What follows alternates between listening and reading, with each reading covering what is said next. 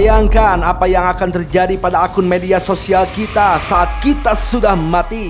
Apakah akunnya akan ikut mati atau tidak aktif lagi? Ataukah akan jadi sesuatu yang sangat mengerikan? Ya, perlu kalian ketahui, di dunia anime ini, akun-akun milik orang mati yang masih menyimpan penyesalan pada akhirnya akan hidup kembali di dunia nyata sebagai hantu digital yang disebut Bakeaka. Dan inilah Dead Account. Goodbye.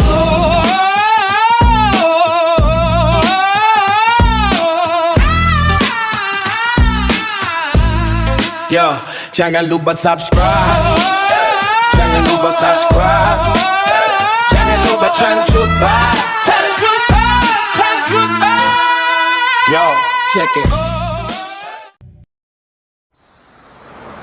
Cerita akan berfokus pada seorang pemuda jomblo yang sedang ngemil puding sambil melihat akun YouTube-nya yang sudah ditonton hampir 1 juta viewers, padahal baru upload kemarin. Pemuda itu bernama Souji, seorang konten kreator kontroversial dengan nama akun Auringo. Postingan terbarunya sangat ramai dibicarakan banyak orang karena isi videonya yang sangat edan dan keterlaluan. Atau lebih jelasnya, konten sampah yang mempertontonkan kekerasan, di mana isi kontennya itu si Souji menyiksa konten kreator MMA sampai bonyok lalu kabur.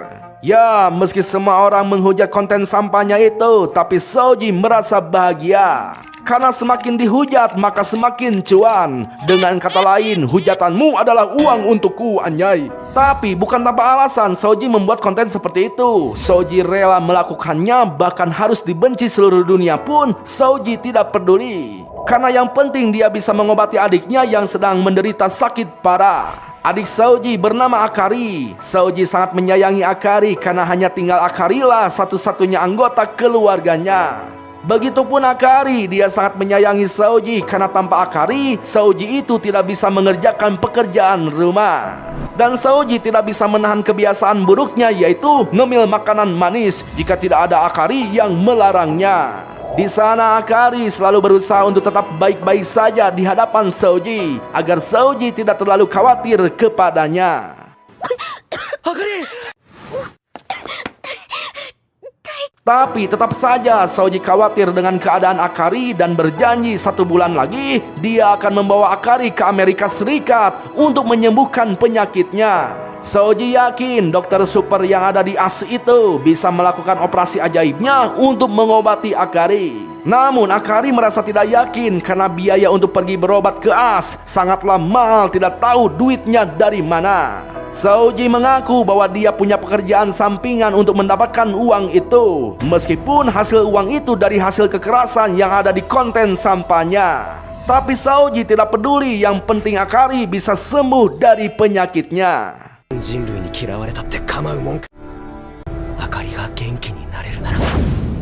Waktu pun terus berlalu. Sebulan kemudian, para netizen yang selalu menonton konten dari Souji melihat akun milik Souji yang bernama Auringo sudah tidak aktif. Banyak asumsi yang muncul. Ada yang menduga Souji itu sudah pensiun sebulan yang lalu. Ada juga yang berasumsi bahwa Souji dibawa ke Akademik Maiden, tempat di mana dikumpulkannya anak-anak yang kecanduan HP untuk diperbaiki kebiasaan jeleknya itu. Nah, pada saat para bapak-bapak membahas konten Souji, terlihat seorang yang berseragam membawa martil sakti. Sementara itu, Souji yang sudah tidak aktif konten lagi sedang asik makan puding di kamarnya. Lalu Souji mendapatkan pesan dari Akari lewat ponselnya yang menanyakan kabar Souji. Akari mengingatkan Souji untuk berhenti makan puding karena sudah sangat banyak yang dikonsumsinya hari ini.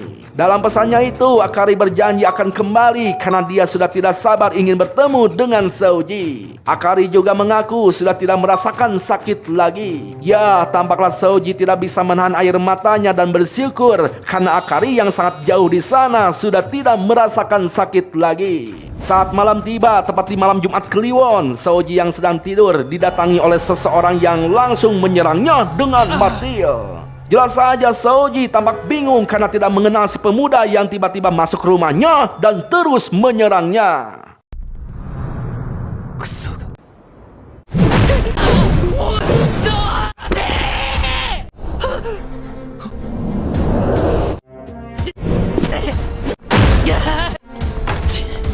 Nah, karena sedang chattingan dengan Akari, Saoji pun terus melindungi HP-nya yang ternyata menjadi incaran si pemuda itu untuk dihancurkan. Saoji mencoba menghubungi Ladosing, tapi si pemuda itu terus menyerang dan mencoba menghancurkan HP-nya. Lalu karena tidak ingin HP-nya dihancurkan, Saoji pun melakukan perlawanan dengan tangan kosong.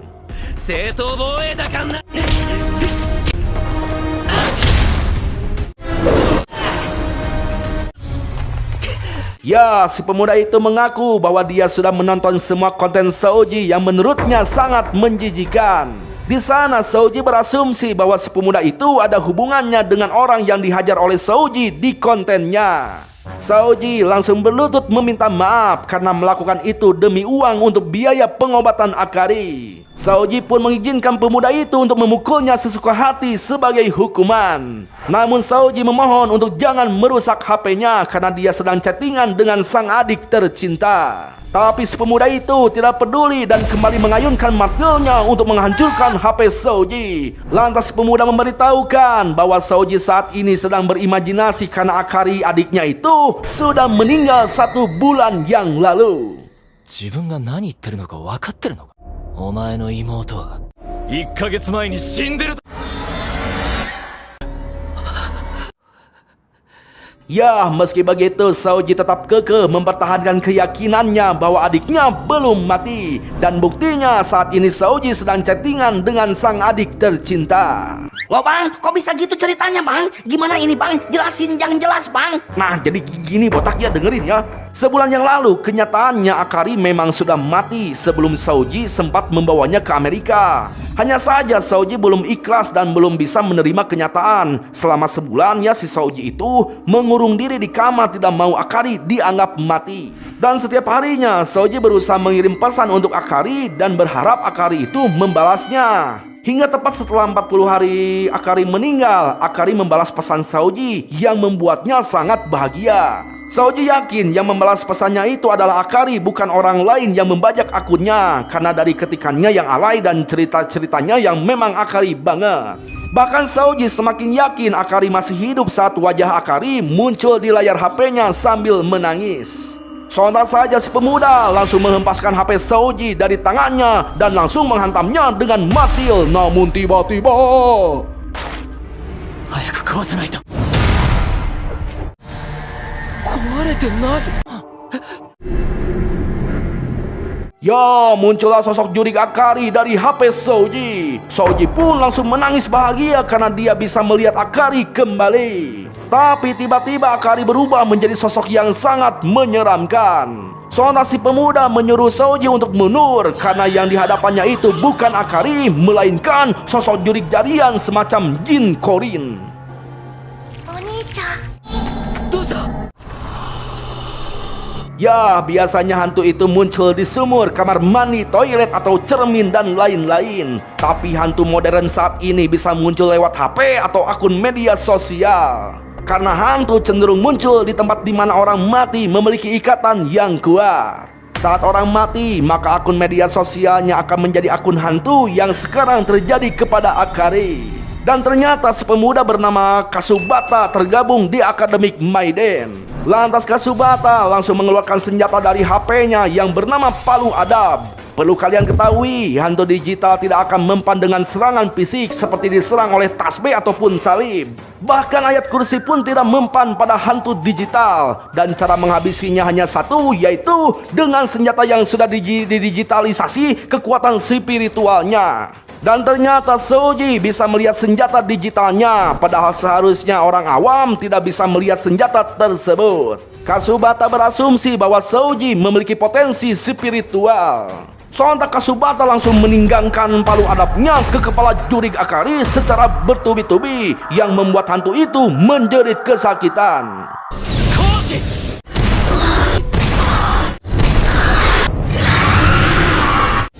Political lynch. Namun pada saat Kasubata akan menghabisinya, tiba-tiba saja Shoji berusaha menghentikannya karena Shoji tidak tega melihat adiknya itu disakiti. Dengan nada yang keras dan penuh emosi, Kasubata menjelaskan bahwa yang dilihat Shoji itu adalah hantu, bukan adiknya. Karena sejatinya orang meninggal itu tidak akan pernah kembali ke dunia. Kasubata menegaskan bahwa Shoji bukan satu-satunya orang yang ditinggal mati. Ada banyak orang lain juga yang mengalaminya. Kasubata paham, semua orang yang ditinggalkan akan menderita, tapi mereka harus melakukan apapun untuk terus hidup. Tiba-tiba hantu Akari sudah terlepas dari HP Shoji, dan Shoji yang keras kepala malah mendekati hantu itu. Kasubata yang mencoba menjauhkan Shoji dari hantu Akari malah terkena serangan hingga membuatnya terpental jauh. Ya, tampaklah Kasubata mulai nyeri awak dan tidak bisa bergerak, dan HP-nya terlempar jauh dari jangkauan. Sementara itu, Shoji terlihat mencoba menenangkan Akari meski dia tahu itu adalah hantu. Namun apa yang terjadi? Ya, Shoji digigit dan langsung digiwing seperti anak kucing. Ternyata si hantu tidak mau berpisah dengan Shoji. Selintas Shoji langsung teringat dengan apa yang dikatakan Kasubata, di mana hantu cenderung muncul ketika orang mati memiliki ikatan yang kuat. Shoji pun langsung sadar bahwa hantu Akari ada karena Shoji yang belum ikhlas melepasnya. Dengan kata lain, Shoji telah menghalangi Akari untuk pergi ke surga dengan tenang. Setelah menyadari hal itu, sontak Shoji akhirnya berpikir untuk membuat Akari tenang di alam sana. Lalu, secara tiba-tiba muncul api biru di HP Shoji dan...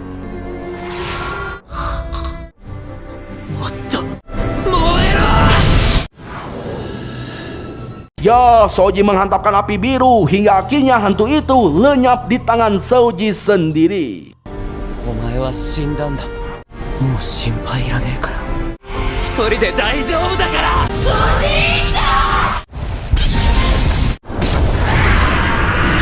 お兄ちゃん。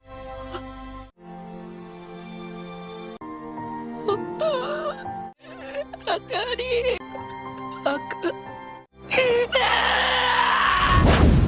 Singkat cerita, muncullah sekelompok orang dari Akademik Maiden untuk menjemput Kasubata yang sudah terluka parah. Mereka juga akan membawa Shoji ke Akademik Maiden karena mereka tertarik dengan kemampuan spiritualnya. Entah Shoji bisa belajar di sana atau malah mati di sana, yang pasti semua itu terserah pada Shoji.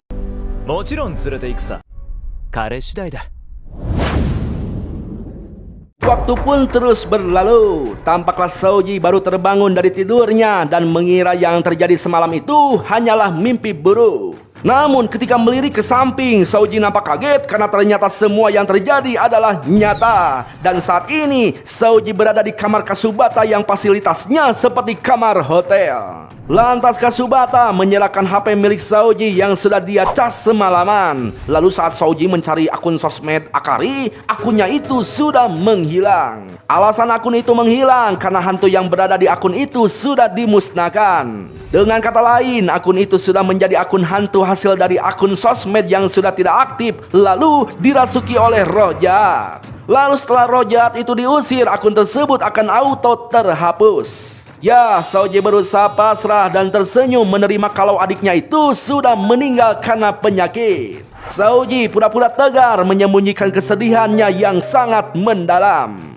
Di sana Shoji mengira sedang menginap di hotel, jadi dia akan siap-siap untuk mandi air hangat. Padahal saat ini Shoji sedang berada di Akademik Maiden, sebuah akademik untuk para pengusir hantu. Kedatangan Shoji ke Maiden menjadi pro dan kontra di antara para murid yang lain. Di sana ada Hajime, Minoru, Hasumi, Emoto, Rusagawa, Kusuba, dan yang lainnya, bahkan ada si botak. Bang, gue nggak ada di situ, Bang. Pokoknya mah di anime Maiden itu fasilitasnya itu cukup lengkap. Ada swalayan, tempat olahraga, kantin, dan termasuk pemandian air panas. Maka tidak heran jika Shoji menyangkanya sebuah hotel. Nah, pemandian air hangat di sana membuat Soji heran karena lukanya langsung sembuh saat ngojai di sana. Tapi yang membuat Soji lebih heran lagi, tiba-tiba Azaki muncul dari dalam air dalam keadaan bulucun.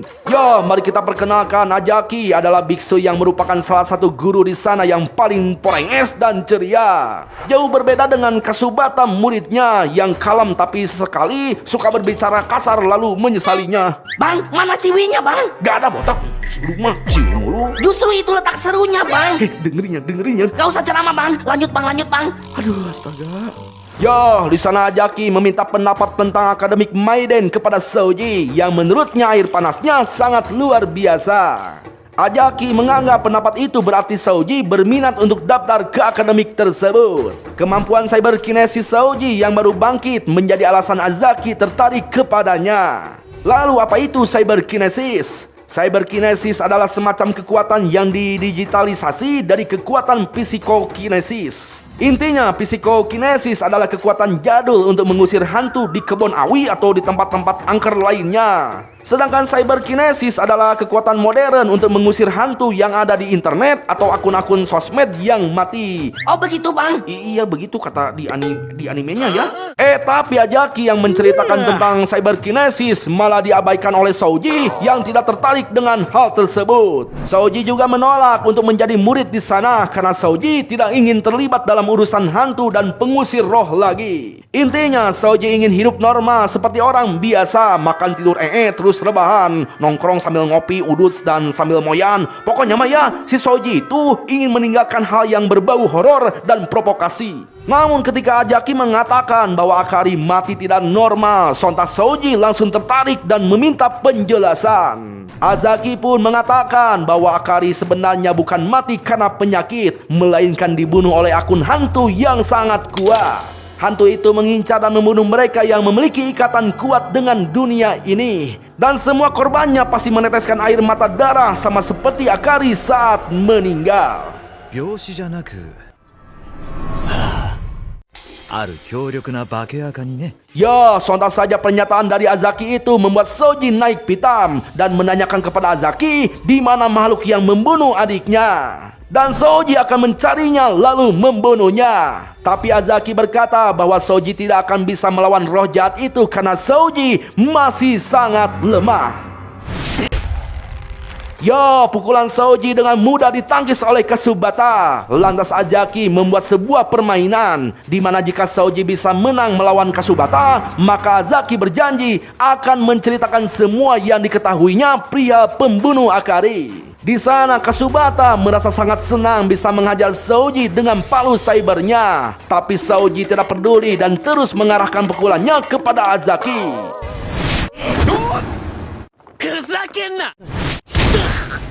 Ya, Soji yang lengah dihajar Kasubata dengan palunya yang membuat Soji sampai tikus roh. Kasubata terus memprovokasinya agar Soji meladeninya bertarung. Soji yang terpancing pun langsung mengarahkan serangan tangan kosongnya kepada Kasubata yang ditangkis dengan mudah oleh gagang palunya.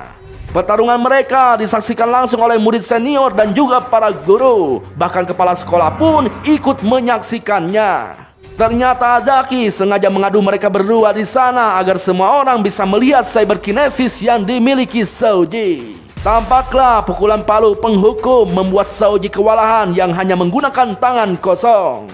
Kasubata meluapkan kekesalannya kepada Soji yang merupakan YouTuber provokator yang tidak disukainya.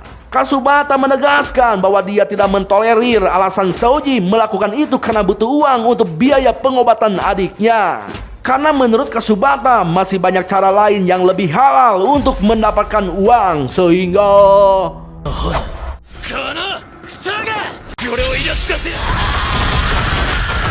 Ya, Kasubata menghajar Soji hingga terkapar. Lantas Azaki menyuruh Soji untuk mengeluarkan kekuatannya juga, karena Soji tidak akan bisa mengalahkannya dengan tangan kosong. Soji pun langsung mengeluarkan HP-nya, lalu tiba-tiba suasana jadi tegang. Di mana ponsel Soji memunculkan api biru yang membuat semua orang kaget dan terpukau karena api biru tersebut merupakan api iblis. Bahkan salah satu guru begitu muak tidak terima keberadaan api iblis dan api tersebut mengingatkannya pada seseorang.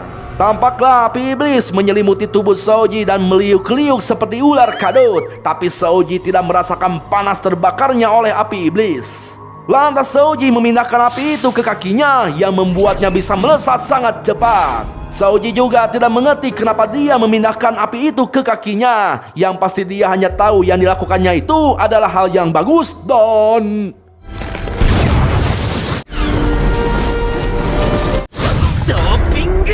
Ya, semua orang nampak terkejut dengan kecepatan super milik Souji. Dan berkat kecepatan tersebut, Souji berhasil menggores pipi Kasubata. Sontak Kasubata langsung kehilangan kesabarannya dan langsung mengamuk seperti banteng yang terluka. Tapi serangannya itu mampu dihindari oleh Souji dengan kecepatannya. Nah, karena semua orang sudah melihat api iblis milik Souji, Ajaki pun menghentikan pertarungan itu. Tapi Kasubata yang sudah terlanjur geram tidak mempedulikannya dan mengejek Ajaki yang sebagai bujang lapuk. Langsung genoklah itu si Ajaki. Padahal tidak ada yang salah gitu ya dari status Ajaki. Dia itu perjaka karena seorang biksu. Dan sebenarnya jika mau, Ajaki pun bisa mendapatkan pacar seperti Anya Geraldine gitu ya. Tapi tetap saja Ajaki merasa kesal dengan perkataan Kasubata tersebut. Sementara itu, Souji yang sudah mulai percaya diri terus menyerang Kasubata yang membuat Kasubata semakin geram. Lantas, Kasubata memperbesar palunya dan...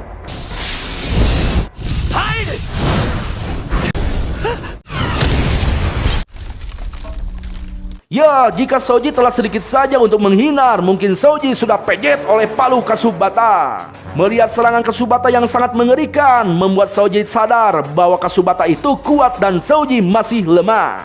Lalu, ketika Kasubata kembali menghantam Souji, sontak dengan mudah Azaki memotong palu tersebut. Souji yang menyaksikan sendiri kehebatan mereka langsung bersujud meminta maaf dan menyatakan ingin bergabung di Akademik Maiden sebagai pengusir roh. Sambil menangis, Souji berjanji akan menjadi kuat dan jauh lebih kuat dari siapapun dan akan mengalahkan pembunuh Akari.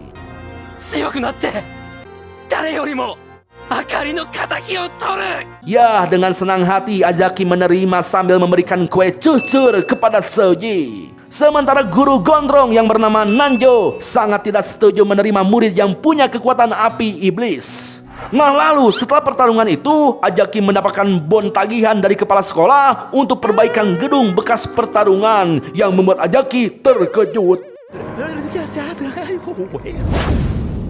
5 jam kemudian setelah pertarungan tadi, tampaklah Azaki memutar video tentang para pengusiran roh dari akun yang bernama Bocah Sedihka, di mana para pemburu roh dibuat tak berkutik bahkan dibunuh dalam sekejap dengan luka mata yang berdarah seperti luka yang dialami Akari adik Souji.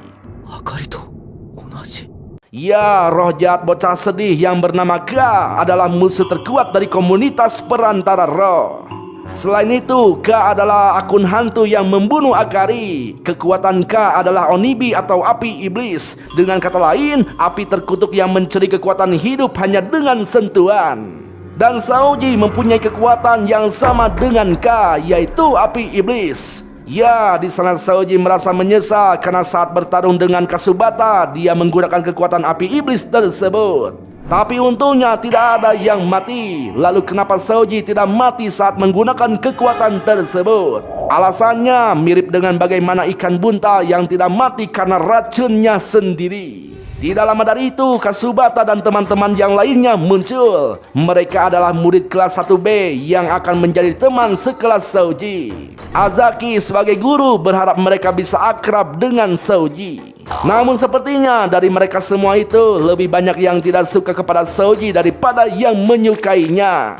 Mereka tidak mau bekerja sama dengan Souji yang apinya bisa membunuh hanya dengan sentuhan. Terutama Kasubata yang paling jelas tidak menyukai Souji. Hanya Hasumi dan Hajima yang seorang streamer game lah yang menyambut Souji dengan baik. Bahkan Hasumi mengajak Souji untuk foto selfie. Setelah itu, Souji harus menjalani ujian akhir. Souji sudah diberi baju ormas, seragam maksudnya ya, yang menurutnya tidak nyaman dipakai. Saat ini Souji akan dites melawan jin Ifrit yang keluar dari teko Aladin. Jika Saoji lulus, maka Saoji akan dikirim dalam misi pengusiran roh di lapangan. Itu artinya Saoji akan berhadapan dengan akun-akun hantu di luar sana. Dan cepat atau lambat Saoji akan berhadapan dengan hantu bocil sedih. Sontak Saoji langsung bersemangat untuk menjalani ujian akhir agar bisa lebih cepat bertemu dengan si bocil sedih alias K.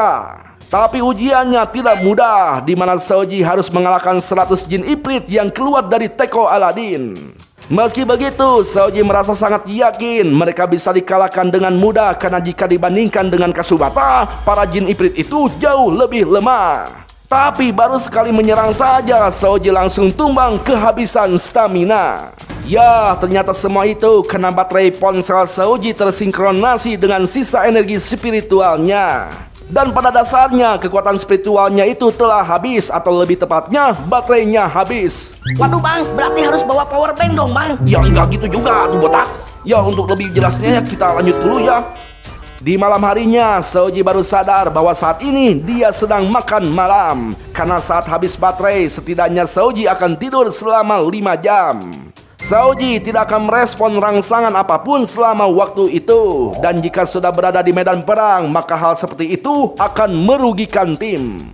Maka dari itu Saoji harus belajar mengatur ritme diri agar tidak tumbang sebelum pulang. Selain itu, ujian besar akan datang minggu depan. Saoji hanya akan mendapatkan satu kesempatan untuk itu. Dan jika gagal, Saoji akan dikurung atau disiksa. Intinya saat ini Saoji harus berlatih meningkatkan stamina dengan keras agar tidak kehabisan baterai sebelum mengalahkan musuh. Ujian besar akan sangat berat untuk Saoji karena tidak sedikit orang di sana yang membenci Saoji. Mereka berpikir bahwa Saoji telah bersekongkol dengan si bocil sedih alias K. Maka tak heran banyak yang dendam pada Saoji. Sialnya, Saoji harus satu kamar dengan Kasubata yang akan terus mengawasinya. Nah, kenapa Kasubata harus mengawasi Saoji? Ternyata karena Kasubata merasakan hal yang sama seperti Saoji, begitulah katanya ya. Dan alangkah terkejutnya Kasubata ketika Saoji meminta untuk melatihnya. Di sana Saoji memohon dengan sangat agar Kasubata mengajari mengendalikan kemampuan cyberkinesisnya sebelum minggu ini berakhir. Ya, Kasubata tidak menyangka seorang provokator bisa bersikap lemah seperti itu tanpa memikirkan harga diri. Di mana Saoji membungkukkan badannya kepada orang yang sudah pernah menghajarnya. Tapi Saoji tidak peduli dengan harga dirinya. Saoji juga mengaku bahwa dirinya lemah dan Kasubata kuat. Padahal Saoji tidak memohon pun, Kasubata sudah berniat untuk melatihnya karena disuruh oleh Azaki. Ternyata sebelumnya Kasubata sempat menolak tugas dari Azaki. Namun Kasubata tidak bisa berbuat apa-apa dan dia tahu bahwa Azaki selalu ada rencana di balik semua tugasnya. Nah, Saoji yang biasa bergadang sangat kesulitan untuk tidur lebih awal dan mengajak Kasubata untuk perang bantal saja. Keesokan harinya, Kasubata mulai melatih Saoji. Namun di percobaan pertama, Saoji gagal menghemat baterainya karena kekuatan cyberkinesisnya itu yang edan membuat baterainya sangat boros. Di sana, Kasubata menyuruh untuk mengendalikan dengan cara membayangkan korek bensin yang bisa diperkecil dan diperbesar apinya. Bahkan membayangkan sebuah api yang bisa dipadamkan. Intinya, pengendalian akan maksimal dilakukan jika memiliki kondisi mental yang lebih baik. Setelah hari kedua, Saoji masih belum bisa menghemat baterainya. Kekuatan yang dikeluarkannya selalu menguras baterainya. Di hari ketiga, Saoji mengkonsumsi banyak kafein agar tidak ngantuk. Dia merasa dengan begitu akan membuatnya segar dan tidak mudah tumbang. Tapi ternyata itu tidak membantunya. Saoji tetap tumbang setelah setengah jalan bertarung. Tapi meski begitu, dari hari ke hari teman Saoji menilai bahwa gerakan Saoji lebih efisien dibanding hari sebelumnya. Namun pengendalian kekuatannya tetap boros. Di hari keempat sampai hari keenam pun Saoji hanya bisa mengalahkan setengah jin Ifrit dari 100 jin Ifrit yang harus dikalahkannya. Ketika sadar dari pingsan, Saoji diingatkan bahwa besok benar-benar akan menjadi penentuan antara hidup dan mati. Karena ujian besar itu bukan hanya gertakan semata. Ditambah Kasubata menakut-nakutinya bahwa mereka akan benar-benar membunuh Saoji dengan kejam untuk mengetes mental Saoji, sang provokator. Sontak Saoji pun langsung meminta izin untuk pulang sebentar dengan alasan foto dan sisa dari Akari masih tertinggal di rumahnya. Dan rumahnya itu lupa dikunci. Jadi si Soji itu takut foto Akari yang cantik dicuri oleh om-om kadal di sekitar. Jelas saja Kasubata langsung menuduhnya bahwa itu hanyalah alasan klasik agar Soji bisa melarikan diri. Tapi Soji menyangkalnya. お前が墓に入る側になるんだぞ。 Singkat cerita, esok hari pun tiba. Tampaklah Soji sudah bersiap memulai ujian besarnya. Dengan disaksikan langsung oleh guru dan semua murid yang ada di Akademik Maiden.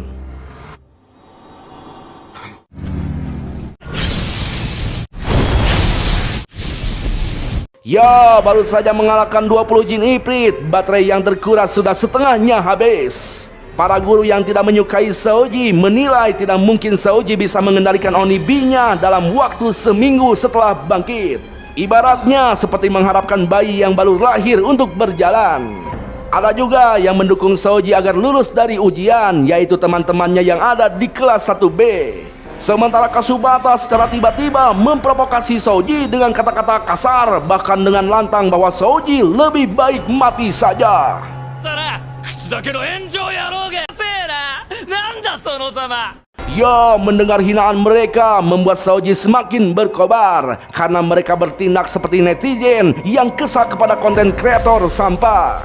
Tapi Soji sudah biasa mendapatkan umpatan dan cacian seperti itu di akun YouTube-nya. Dan selama ini Soji bisa bertahan demi Akari. Jadi sekarang pun Soji harus bertahan demi balas dendam untuk Akari karena hinaan adalah motivasi bagi Soji. Saat itu juga Soji menyadari teknik untuk meredam api di hatinya, sehingga sisa jin Ifrit yang menyerang dihajar satu persatu dengan kekuatan yang lebih kecil hingga menghabisi 100 jin Ifrit tanpa menghabiskan baterainya.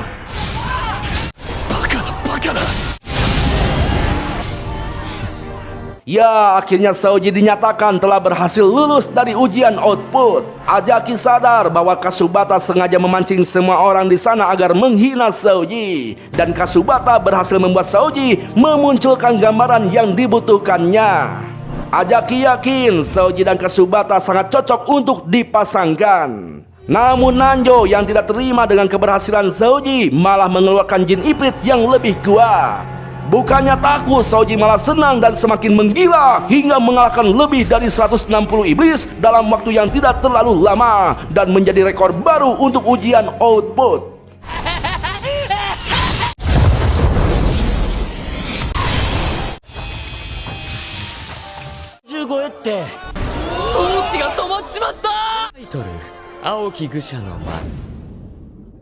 Waktu pun terus berlalu. Tampaklah Soji sudah mulai mengikuti pelajaran matematika. Jelas saja Soji heran, kenapa di sekolah pengusir roh masih ada pelajaran matematika ya? Padahal kan ketika gelut nggak ada yang namanya perkalian atau tambah-tambahan. Nah, di sana Hasumi menjelaskan bahwa sekolah mereka itu berlisensi resmi. Mungkin bisa dibilang hanya formalitas saja. Bang, itu yang kecil kayak si Dora siapa bang? Kok nggak dijelasin bang? Nah itu dia, sampai saat ini ya nggak ada penjelasan. Entah si Dora itu boneka hidup atau roh. Kalau manusia ya jelas mustahil karena ukurannya itu kecil banget. Bahkan di sana Soji penasaran dengan kekuatan cyberkinesis milik teman-teman sekelasnya karena masih belum dikasih tahu bro. Ya, di sana Soji juga merasa berhutang budi kepada Kasubata. Sementara Urusagawa merasa sedikit kesal karena ada Soji tipe penyerang yang sama dengan Kasubata di kelasnya. Menurutnya, orang yang punya kemampuan cyberkinesis ofensif biasanya memiliki kepribadian buruk, sama seperti Soji dan Kasubata yang memiliki kepribadian buruk. Jelas saja Kasubata tidak terima karena disamakan dengan Soji. Kasubata menilai bahwa Soji itu jahat, sementara dirinya adalah baik hati. Nah, tidak lama dari itu Azaki muncul mengabarkan bahwa ada misi dari divisi intelijen untuk mengatasi akun hantu yang bertingkah aneh di kota ini. Sekaligus hal itu akan menjadi misi pertama bagi Soji. Ya, di sana Kasubata merasa curiga bahwa dirinya akan dipasangkan satu tim bersama Soji oleh Azaki. Di sisi lain, tampaklah Sad Boy alias K merasa lebih sedih dibanding Agus sedih karena akun Akari dihapus begitu cepat oleh para pengusir roh setelah dia terlahir.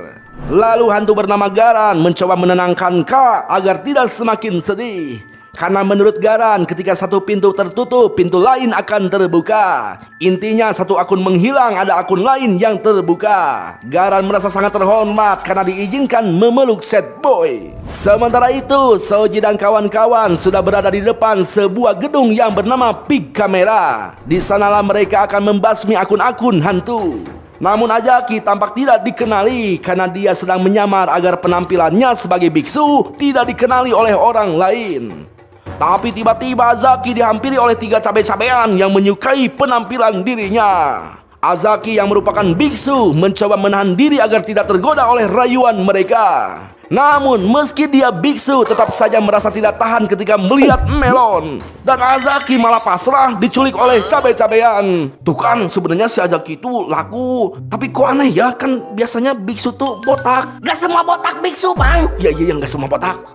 Sementara itu, Tante Kakiko yang membimbing mereka menjelaskan bahwa beberapa jam yang lalu sudah mendeteksi sinyal roh di gedung Big Camera, di mana ada seorang pelanggan mengalami luka parah yang diduga oleh jaringan hantu. Terlihat juga Urusagawa yang resah karena live stream favoritnya akan dimulai 2 jam lagi. Urusagawa merasa khawatir tidak diingat oleh idolanya jika tidak mengirim super chat. Sontak Soji menegurnya karena Urusagawa lebih mementingkan hal tersebut daripada misi mereka. Namun Urusagawa mengaku memang sejak awal dia itu tidak pernah ingin menjadi pengusir roh. Entah apa alasannya tetangga pun belum tahu. Di tengah percekcokan itu, Kakiko memberitahu mereka bahwa divisi intelijen sudah memastikan yang ada di dalam gedung Big Camera itu hanya akun-akun tingkat rendah. Tapi meski begitu, mereka tidak boleh lengah agar tetap bisa pulang dengan keadaan hidup. Baru saja memasuki gedung, mereka sudah mendapatkan serangan dari hantu tingkat rendah. Sontak Urusagawa mengaktifkan cyberkinesisnya yang bernama Pistol Parasosial. Ternyata Urusagawa adalah seorang fangirl yang posesif. Urusagawa adalah penguntit handal dari musisi-musisi band idolanya. Urusagawa sering mencari tahu di mana alamat tempat tinggal idolanya berdasarkan detail latar belakangnya. Dia punya banyak sekali akun baru untuk menghindari berbagai pemblokiran. Pokoknya Urusagawa adalah ciwi delusi yang sangat posesif dan pikas sebelen. Ya, selintas Soji teringat dengan perkataan Urusagawa yang mengatakan bahwa pemilik cyberkinesis ofensif cenderung memiliki kelakuan yang buruk. Dengan kata lain, cyberkinesis yang tercipta sesuai dengan kelakuan masing-masing.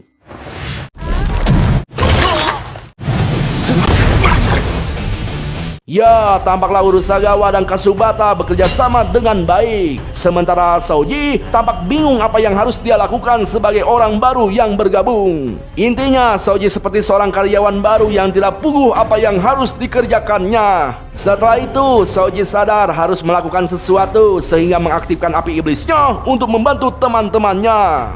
Namun karena Soji ceroboh, hampir saja teman-temannya itu terkena api iblisnya yang bisa membunuh mereka. Sementara itu, di lantai 7 tampaklah 2 maling digiwing oleh setan yang kuat.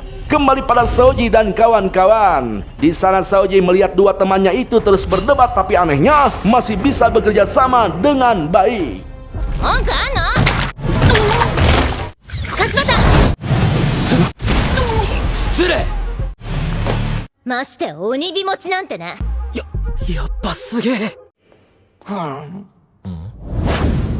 Ya, tibalah mereka di lantai paling atas, yaitu lantai 7. Di sana mereka melihat hantu yang sedang asik menyiksa 2 maling yang ditangkapnya agar terlihat fotogenik. Ya, hantu tersebut adalah Rojat dari akun bernama Kirika yang menganggap korbannya itu sebagai boneka yang bagus jika dipoto. Sontak Urusagawa dan Kasubata langsung menyerang. Namun serangan mereka itu tidak mempan karena ternyata hantu tersebut bisa meregenerasi tubuhnya. Jelas saja mereka heran, katanya di sana itu cuma ada hantu tingkat rendah. Tapi tiba-tiba Urusagawa terkaget ketika Kirika bisa terlepas dari jeratan jurusnya. Lalu Kirika menangkap Urusagawa yang dianggapnya sangat fotogenik untuk dipoto. Sontak dengan kekuatan palu saktinya, Kasubata menghantam kepala si Kirika sekuat tenaga. Tapi apa yang terjadi? Lagi-lagi Kirika meregenerasi lukanya dan menyerang balik Kasubata yang membuatnya terpental sangat jauh.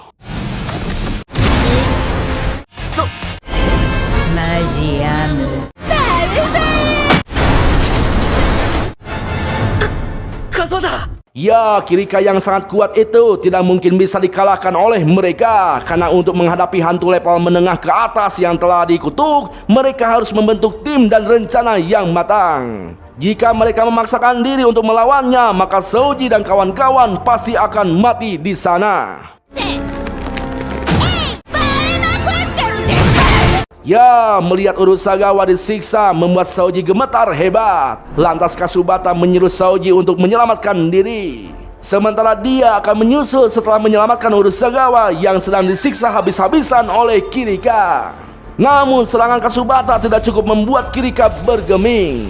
Lalu Souji melempar boneka yang sudah dia bakar dengan api iblisnya tepat mengenai tangan Kirika, sehingga Kirika melepaskan Urusagawa dari cengkeramannya karena tangannya terbakar. 邪魔とか知るかよバーカ。除霊はチームプレイ。 Jelas saja Kirika marah dan langsung mengamuk, tapi untungnya mereka masih bisa menghindar dari serangan Kirika dan mereka berhasil bersembunyi. Sementara itu, Kakiko meminta bantuan karena ketiga muridnya sedang dalam bahaya. Azagi juga entah berada di mana di saat murid-muridnya butuh pertolongan. Sementara itu, Kirika terus mencari Souji dan kawan-kawan yang sudah melukai tangannya. Nah, di sana Kasubata yang penasaran menyentuhkan api iblis Souji ke tubuhnya. Dan ternyata Kasubata tidak mengalami luka apapun. Sementara api di tangan Kirika terus menyala membakar tangannya. Itu artinya api iblis Souji tidak berpengaruh pada makhluk hidup. Dan sebaliknya api itu sangat berbahaya bagi akun hantu. Seperti halnya Yin dan Yang. Lebih jelasnya, bagi manusia, api iblis milik Souji itu merupakan penyembuhan. Tapi bagi hantu, api iblis Souji itu adalah malapetaka. Jelas saja Souji senang karena api miliknya bukan api iblis. Malahan nampak seperti Onipien, sang api yang membuat iblis menangis. Nah, merasa punya peluang menang, mereka berdua memutuskan untuk melawan Kirika daripada harus kabur. Lantas Souji langsung keluar menyerang Kirika dengan api birunya untuk membuat celah dan membatalkan regenerasinya. Lalu dilanjut oleh Kasubata yang menghajarnya habis-habisan tepat di celah yang dibuat Souji. Namun Kirika masih bisa bertahan dan lebih parahnya, dia masih bisa menyerang balik sehingga Souji dan Kasubata kembali terpojok. Kirika yang sudah mendapatkan kembali mangsanya merasa sangat senang dan Kirika akan mencabik-cabik mereka tanpa ampun lalu menggantungnya di tiang jemuran sehingga menghasilkan foto terbaik untuk dipamerkan ke semua orang. Ancaman Kirika itu membuat Souji teringat saat digulung oleh 10 berandalan yang membuatnya merinding. Tapi hal itulah yang membuatnya semakin bersemangat untuk bertarung. Ya, sifat psikopat Souji itu disadari oleh Kasubata yang melihat ekspresinya tiba-tiba berubah saat berhadapan dengan ancaman besar. Sehingga ketika Kirika menyerangnya, Souji dan Kasubata mampu melawan. Tapi tetap saja Kirika tidak bisa ditumbangkan. Dan sialnya Souji malah tertangkap oleh Kirika. Sehingga apa yang terjadi? Atarane.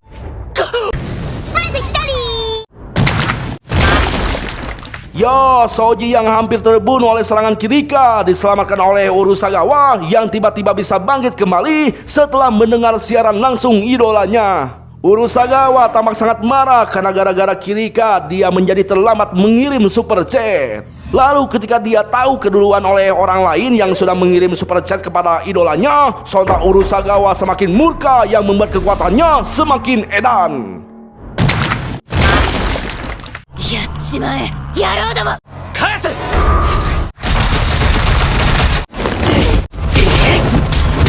ざけんな3人ともって。 Sementara itu, di Akademik Maiden telah terjadi kepanikan akibat divisi intelijen yang melakukan kesalahan. Mereka tidak mengetahui bahwa di gedung Pig Kamera ada hantu tingkat menengah yang sekarang ini mengancam nyawa Souji dan kawan-kawan. Sepertinya hal itu adalah ulah dari si Gondrong Nanjo untuk membuat Souji kapok dan menyingkir dari Maiden. Sementara itu, Hasumi dan Hajime tampak yakin bahwa Souji dan teman-temannya bisa mengatasi hantu tingkat menengah itu. Karena mereka bertiga itu adalah gabungan orang-orang edan, yaitu si penguntit, si pembenci, dan si provokator. 3人が組んだらどうなるかざけんな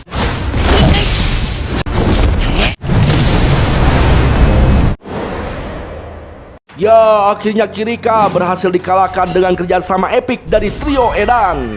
Di sana Saoji tampak malu karena sangat menikmati pertarungan yang menjadi watak aslinya. Saoji menganggap bahwa dirinya itu hanyalah sampah karena dia baru sadar ternyata selama ini alasan demi Akari hanyalah sampingan. Justru yang sebenarnya Saoji melampiaskan emosi dengan menikmatinya. Tapi menurut Kasubata, seorang sampah cenderung menjadi pengusir roh yang baik karena banyak orang yang menyerah setelah misi pertama mereka gagal total. Ya, di sana Urusagawa menegaskan bahwa yang sampah yang mengaku sampah lebih baik ketimbang sampah yang mengaku orang baik. Jelas saja Kasubata jadi kesinir. Ya, meski selalu bertengkar tidak jelas gitu ya, mereka itu tetap kompak merayakan keberhasilan mereka. Lalu pada saat mereka akan meninggalkan gedung, tiba-tiba Saoji mendengar bisikan sedih banget. Dan apa yang terjadi? 寂しいよ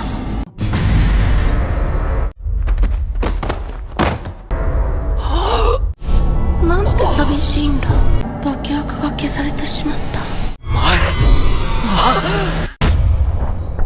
Ya, tampaklah Saoji begitu kaget ketika melihat Sad Boy berada di hadapannya.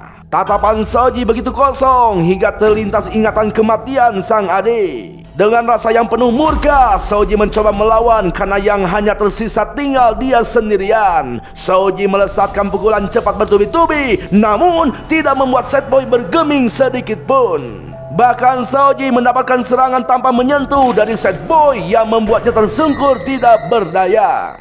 何か起きたで突然現れたなんで俺の名前を Ya, Saoji tidak mengerti kenapa Sad Boy bisa tahu namanya dan muncul di hadapannya. Mungkin hal itu karena mereka memiliki kemampuan yang sama. Di sana Saoji berusaha bangkit untuk membunuh Sad Boy yang membunuh adiknya. Namun jangankan membunuh Sad Boy, untuk menggerakkan tubuhnya saja Saoji sudah tidak bisa.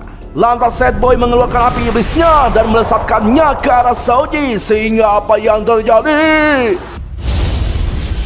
Ya, serangan Sad Boy itu dihalau oleh Azaki yang berhasil melarikan diri dari cabe-cabean yang menculiknya. Setelah itu Saoji berusaha membangunkan dua temannya karena menurut Azaki mereka berdua itu belum mati. Setelah Kasubata dan Urusagawa sadarkan diri, tampaklah Azaki meminta maaf kepada mereka karena saat muridnya dalam bahaya, Azaki malah diculik karaokean dengan cabe-cabean. Lalu saat mereka lengah, Sad Boy kembali menyerang dengan api birunya dari belakang. Namun serangannya itu dihalau oleh penghalang semu EMP milik Azaki, sebuah kekuatan pemancar pulsa elektromagnetik yang dibuat oleh divisi laboratorium. Kekuatan itu mampu memblokir entitas elektronik selama 3 menit, tapi hal itu akan rusak jika ada benda fisik yang melewatinya. Intinya EMP itu adalah penghalang kecil yang mencegah akun hantu dan kekuatannya masuk. Lalu Azaki menghantam Sad Boy dengan Isami Koi-nya sampai terpental. Menyadari Azaki adalah guru Saoji, Sad Boy berusaha membunuhnya dengan kekuatan api iblisnya. Karena jika Azaki mati, maka akan membuat ikatan Saoji dengan dunia ini semakin kuat. Namun tidak mudah untuk Sad Boy karena Azaki bukan orang sembarangan. Azaki bertarung tidak menggunakan cyberkinesis seperti yang dilakukan oleh murid-muridnya, melainkan Azaki hanya menyalurkan kekuatan spiritualnya melalui komputer digital. Kipas yang digunakannya adalah mekanisme khusus untuk melakukan hal tersebut. Karena dulu zaman Azaki muda belum ada HP Android, jadi para pengusir roh zaman analog seperti Azaki itu melatih kekuatannya untuk melawan hantu digital dengan menyalurkan kekuatan mereka melalui komputer digital. Namun kelemahannya, kekuatan mereka akan terkonversi menjadi kurang dari 10% dari aslinya. Meski begitu, Azaki adalah pengusir roh jenius. Di usia mudanya dia berhasil mengalahkan seorang Guen Kabaki yang merupakan Yoma level bencana. Dan hal itulah yang membuatnya mendapatkan julukan sebagai legenda hidup. Namun Azaki menolak posisi kepemimpinan di dalam perkumpulan tersebut dan mengabdikan dirinya untuk melatih generasi penerus. Tampaklah Azaki membuktikan nama besarnya di depan para generasi baru. Dia melesatkan serangannya ke arah Sad Boy. Sehingga apa yang terjadi?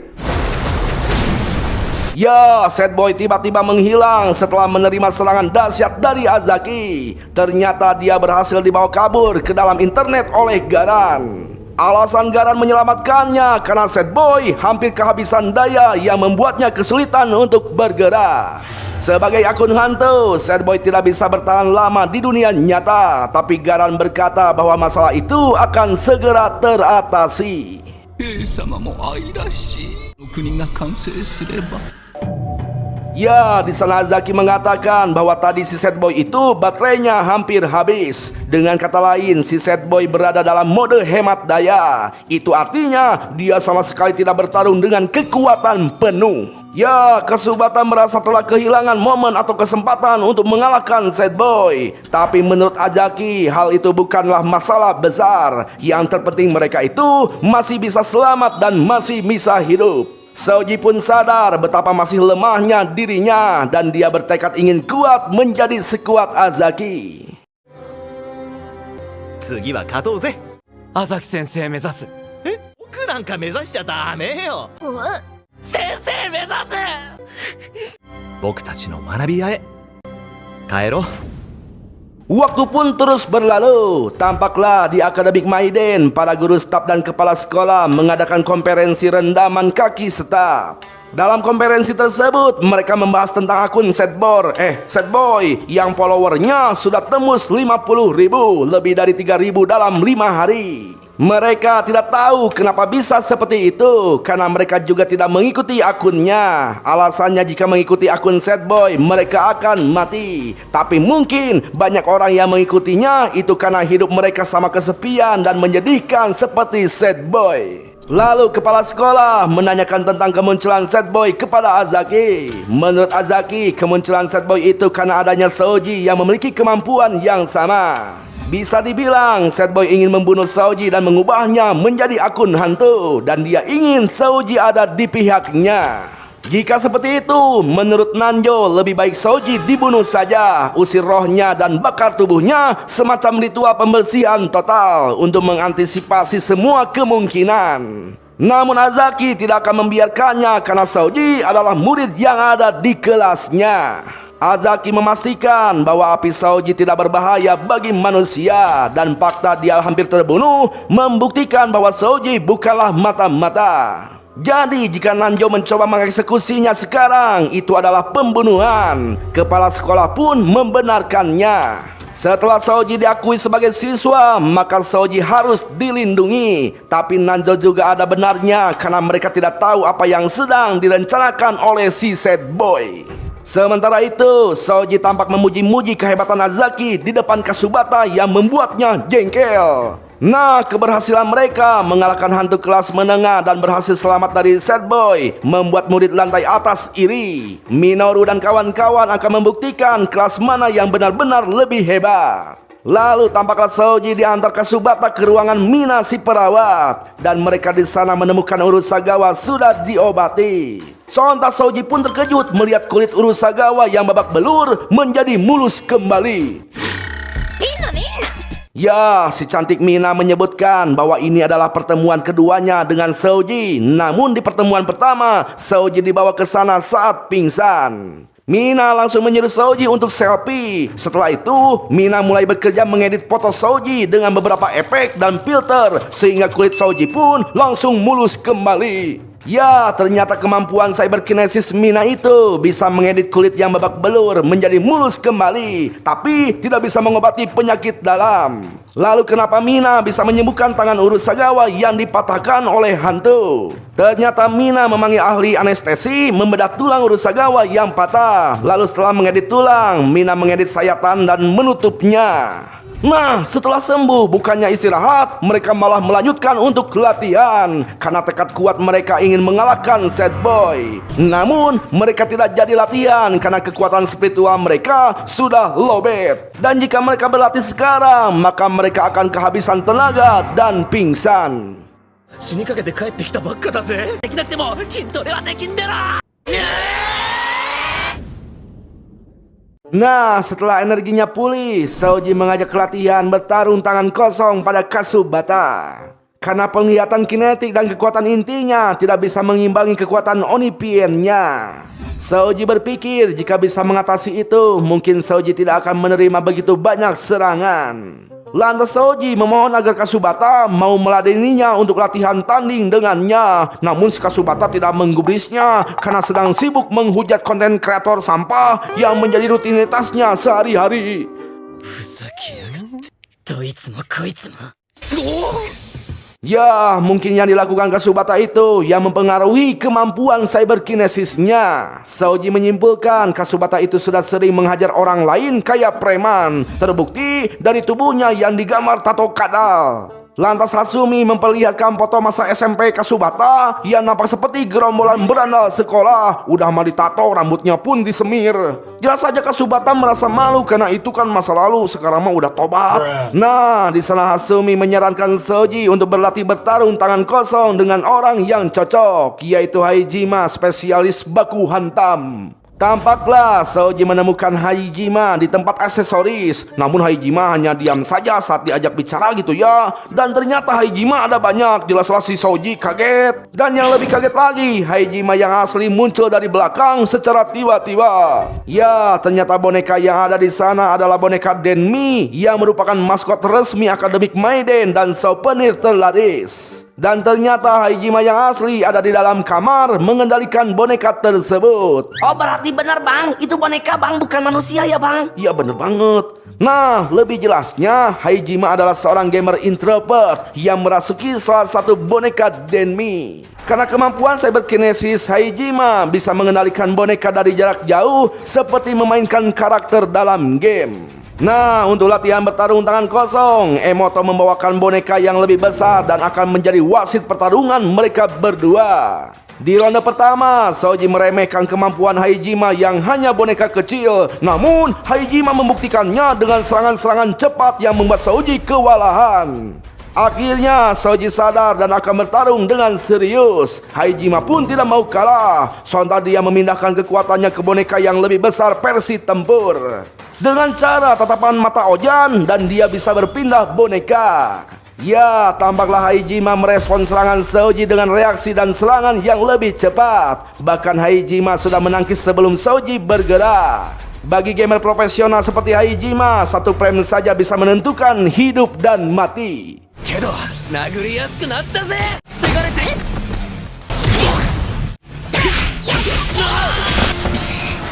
Di tengah pertarungannya dengan Haijima, Soji belajar tentang pernapasan dan ritme yang menjadi refleks super sesuai arahan dari Haijima.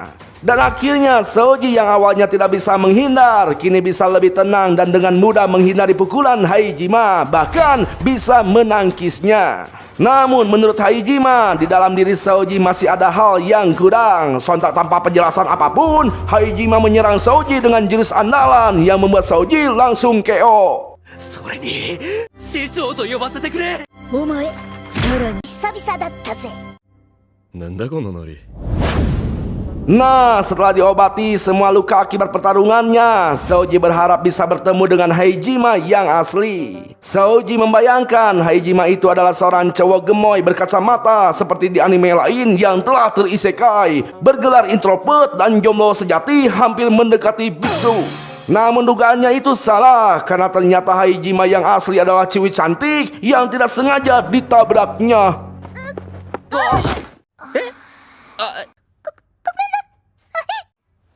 日和大丈夫灰島日和師匠 Ya, jelas saja Soji tidak menyangka Haijima adalah orang yang sangat tertutup dan memiliki kecemasan sosial. Dan perbedaannya benar-benar sangat jauh antara yang asli dan ketika sedang menggunakan boneka. Hikikomori saiko Tatakai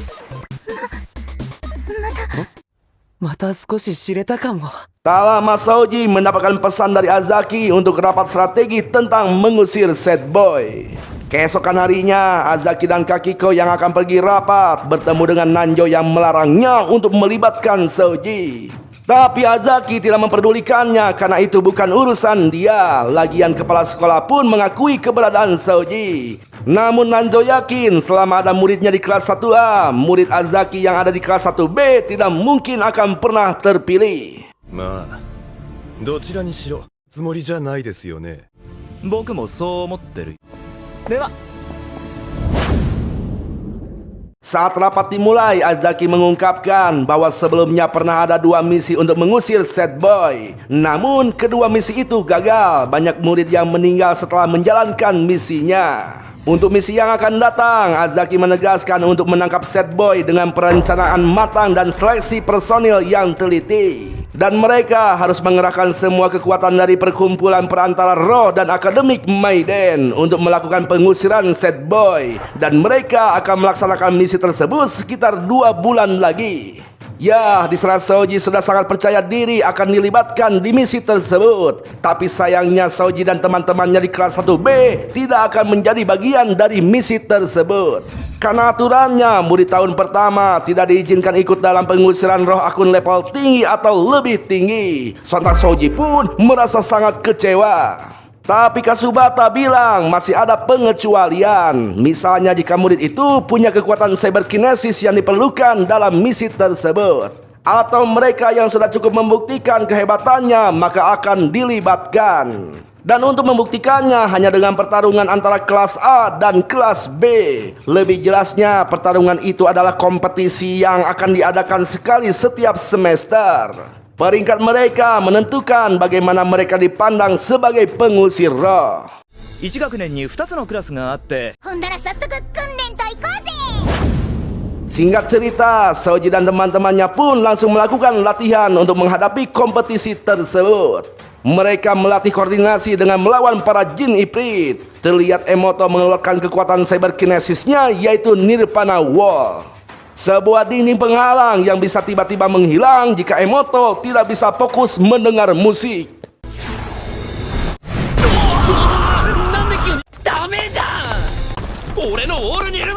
Sementara Hasumi menjadi komando atau pengatur strategi dalam melakukan serangan dan bertahan. Karena Hasumi adalah murid yang paling pintar di kelas 1B.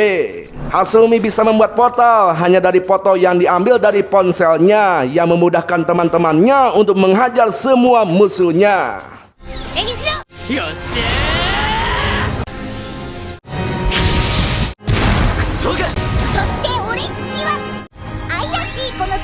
Ya, bisa dibilang kelas itu memiliki komposisi yang bagus. Ada yang lemah dalam penyerangan tapi kuat dalam pertahanan, dan juga kuat dalam strategi bertarung. Di sana Azaki merasa sangat puas melihat kerjasama apik dari murid-muridnya. Sementara Soji meminta pendapat Haijima yang dianggapnya guru tentang aksinya barusan. Azaki yang melihat itu langsung sedih banget. Azaki merasa kecewa karena dia itu mengira hanya Azaki lah gurunya Soji. Ya, Kakiko menilai bahwa koordinasi kelas 1B sudah terbentuk dan sudah banyak berkembang sejak pertarungan antara kelas A dan B terakhir. Di sana Soji mendapatkan kritik membangun dari teman-temannya. Urusagawa menilai reaksi Soji itu sedikit terlambat saat serangan terakhir. Dan menurut Hajima, Soji terlalu lama persiapan saat akan menyerang. Soji juga menghabiskan kekuatan spiritualnya terlalu cepat. Jelas saja Soji heran karena kelemahan tersebut tidak disadari olehnya. こんなすげえ先生に教わって、こんなすげえ奴らが集まって、一回おつ組。そん中にいるんだ。 Setelah mendapatkan banyak kritik, Soji berlatih sendiri untuk memperbaiki semua kekurangannya sambil memegangi jepit rambut milik Akari. Lalu setelah Soji kelelahan berlatih, tiba-tiba Dei yang merupakan murid kelas A datang menyanggah tubuh Soji yang hampir ambruk. Dei mengungkapkan bahwa dia mengerti perasaan Soji yang berusaha keras berlatih, karena Dei juga berasal dari tempat yang sama. Soji langsung menduga bahwa Dei bernasib sama. Lebih jelasnya salah satu keluarganya telah dibunuh oleh Sad Boy. Bahkan Soji sempat menaruh harapan bisa bekerja sama dengan Dei dalam misi menangkap Sad Boy. Namun dugaannya itu salah besar, karena dengan sangat tega Dei membakar jepit rambut milik Akari yang merupakan satu-satunya kenang-kenangan berharga milik Soji. 面白すぎてな。受け取れよ。 Ya, ternyata Dei adalah seorang provokator dengan peti selalu ingin menindas. Semakin menindas, maka akan semakin merasa puas. Tidak lama dari itu, Haijima datang menolong Soji disusul oleh murid-murid kelas 1A yang menjemput Dei. Hajime mengajak Soji untuk mundur karena murid kelas A lebih eblek dari murid kelas B. Namun Soji masih tidak terima dan langsung menyerang Day. Sementara Day dengan senang hati akan melayaninya. Namun dalam sekejap mata, Soji langsung dikunci tanpa sadar, bahkan nyawanya berada di ujung tanduk. Untungnya Kasubata datang bermaksud untuk membela Soji.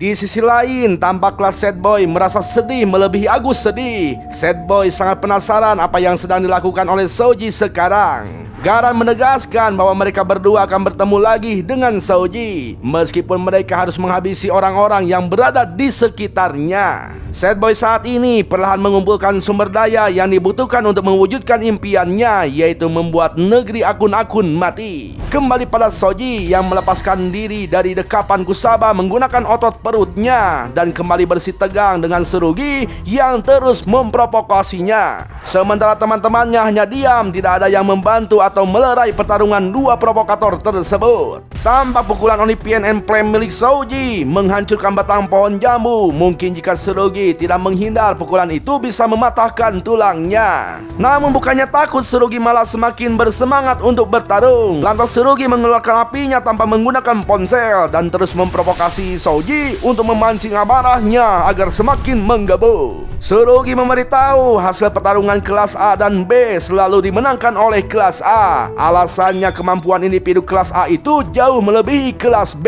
Tsurugi juga mengejek Hasumi sebagai orang aneh yang hanya bisa mengintip, Emoto si pengecut bodoh dan teman-teman yang lainnya. Selain itu lebih parahnya, Tsurugi mengejek murid kelas B bodoh itu gara-gara Azaki, seorang guru mereka yang ketinggalan zaman. Pokoknya murid kelas B itu isinya hanya sampah dan pecundang tidak berguna. Ya, ocehan Tsurugi itu membuat Soji benar-benar sangat murka. Soji mencengkram tangan Tsurugi yang masih menyala api dengan tangan kosongnya. Namun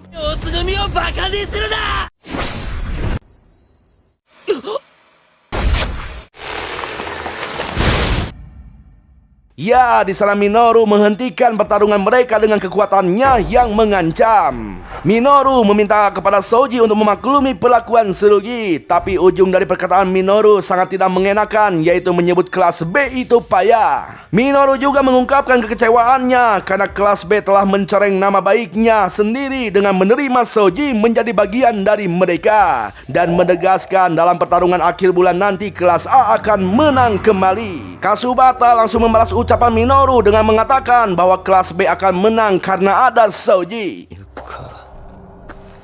こいつがいるから勝つ。西野お前に惚れたぜ。宣伝だ。今日は本番で解消しようぜ。 Setelah itu, tampaklah Soji pergi ke ruang perawatan untuk mengobati luka bekas pertarungannya. Azaki memberitahu Soji bahwa teman-temannya yang lain sedang persiapan untuk pertarungan melawan kelas A karena Soji menanyakannya. Tadinya Soji ingin bergabung dengan mereka, namun teringat apa yang dilakukan Tsurugi yang bisa mengeluarkan kekuatan tanpa menggunakan ponsel. Soji pun meminta Azaki untuk mengajarinya. Hari demi hari, waktu demi waktu, mereka semua melakukan latihan keras demi memenangkan pertarungan antar kelas tersebut. Hingga akhirnya pertarungan AB periode kedua itu telah tiba. Di periode pertama, kelas B kalah telak oleh kelas A. Namun kehadiran Soji akan mengubah warna. Bisa jadi Soji akan membawa keberuntungan untuk kelas B atau malah membawa kesialan. Di sisi lain, sekilas seseorang sedang chattingan dengan si Sad Boy yang mengatakan keinginanmu akan segera terwujud. Keesokan harinya, rombongan kelas B sudah terlihat sedang berada di perjalanan menuju lokasi pertarungan. Saat yang lain asik menikmati perjalanan, Emoto terlihat mabok karena jalannya itu bolak-belok seperti jalan cadas pangeran.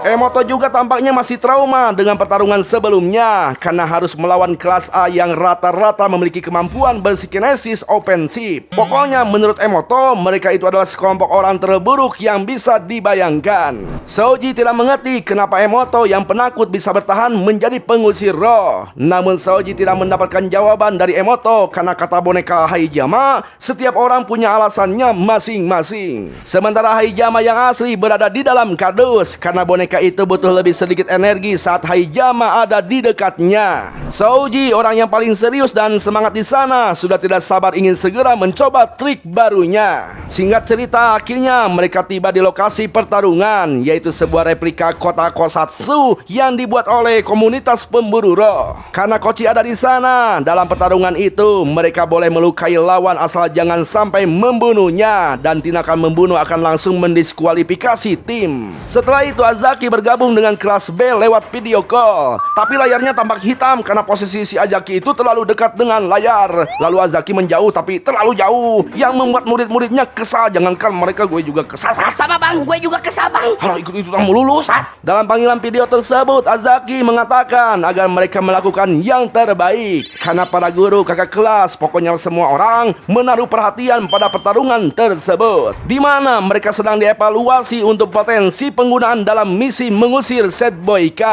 Kasubata pun bertekad tidak akan mempermalukan Azaki kali ini. Tapi Azaki tidak keberatan jika kali ini mereka kalah lagi, karena jika mereka menang terus diikut sertakan melakukan misi pengusiran roh tingkat ekstrim, ada kemungkinan besar mereka tidak akan selamat. Namun karena mereka sudah bekerja keras selama 2 minggu ini, Azaki berharap mereka meraih kemenangan. Sementara itu, kelas A berencana untuk bertarung sendiri-sendiri untuk mengalahkan kelas B, karena kekuatan cyberkinesis individual kelas A itu jauh lebih hebat. Tsurugi dan Asina berebut ingin melawan Souji dengan alasan mereka masing-masing. ウサギ狩りの時間だ。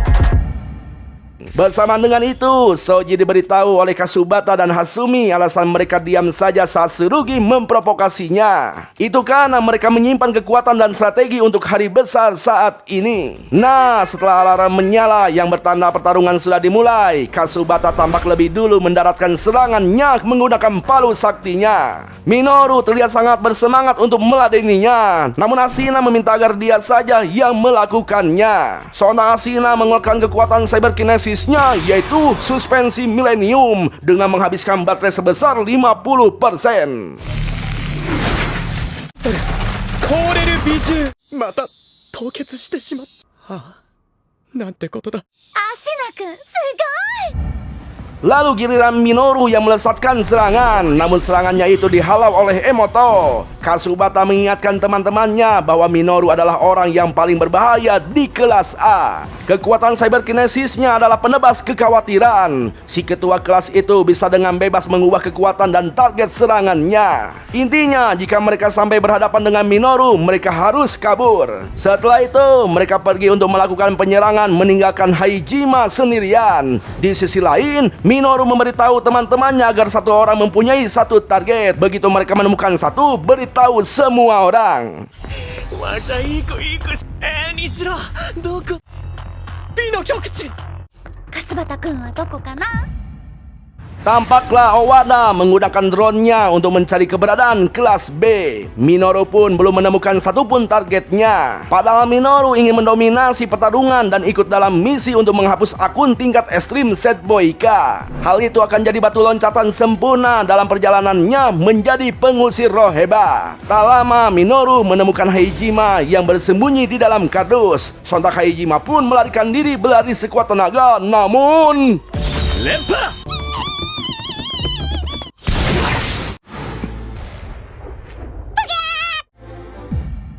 Ya, ternyata Minoru terkecoh oleh strategi kelas B, lalu mendapatkan serangan bertubi-tubi dari kelompok kelas B. Tapi Minoru masih bisa cengengesan ketika menangkis serangan mereka dan mengejek strategi murid kelas B itu sangat menyedihkan. Minoru melesatkan serangannya yang lagi-lagi dihalau oleh Emoto. Sementara Hasumi melihat murid kelas A lainnya dalam posisi terpisah dan belum menemukan mereka. Kasubata menyerang Minoru dengan palu saktinya dibarengi oleh tembakan cairan dari Urusagawa, sehingga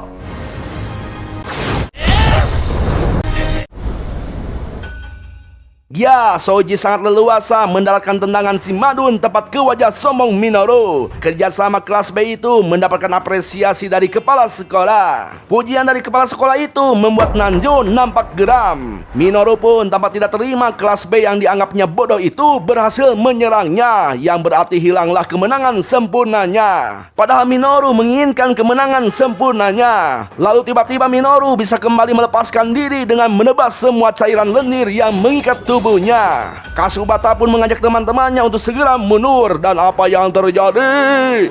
乱切り刀が選択できるのは立つ斬撃は本来殺してしまうから人間相手には使わない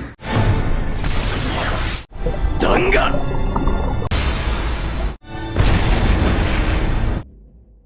Ya, Minoru menebas boneka Heijima yang membuat Heijima tidak bisa mengoperasikannya lagi. Minoru benar-benar gila, layaknya seorang iblis ketika marah, yang mungkin bisa membunuh semua orang jika kurang sabar. Tapi untungnya Minoru bisa kembali mengendalikan amarahnya, jadi dia hanya akan memotong kaki dan tangan lawannya tanpa membunuhnya. らの手足を選択して切断逃げ道は埋まってるショック死しないよ気合い消えてる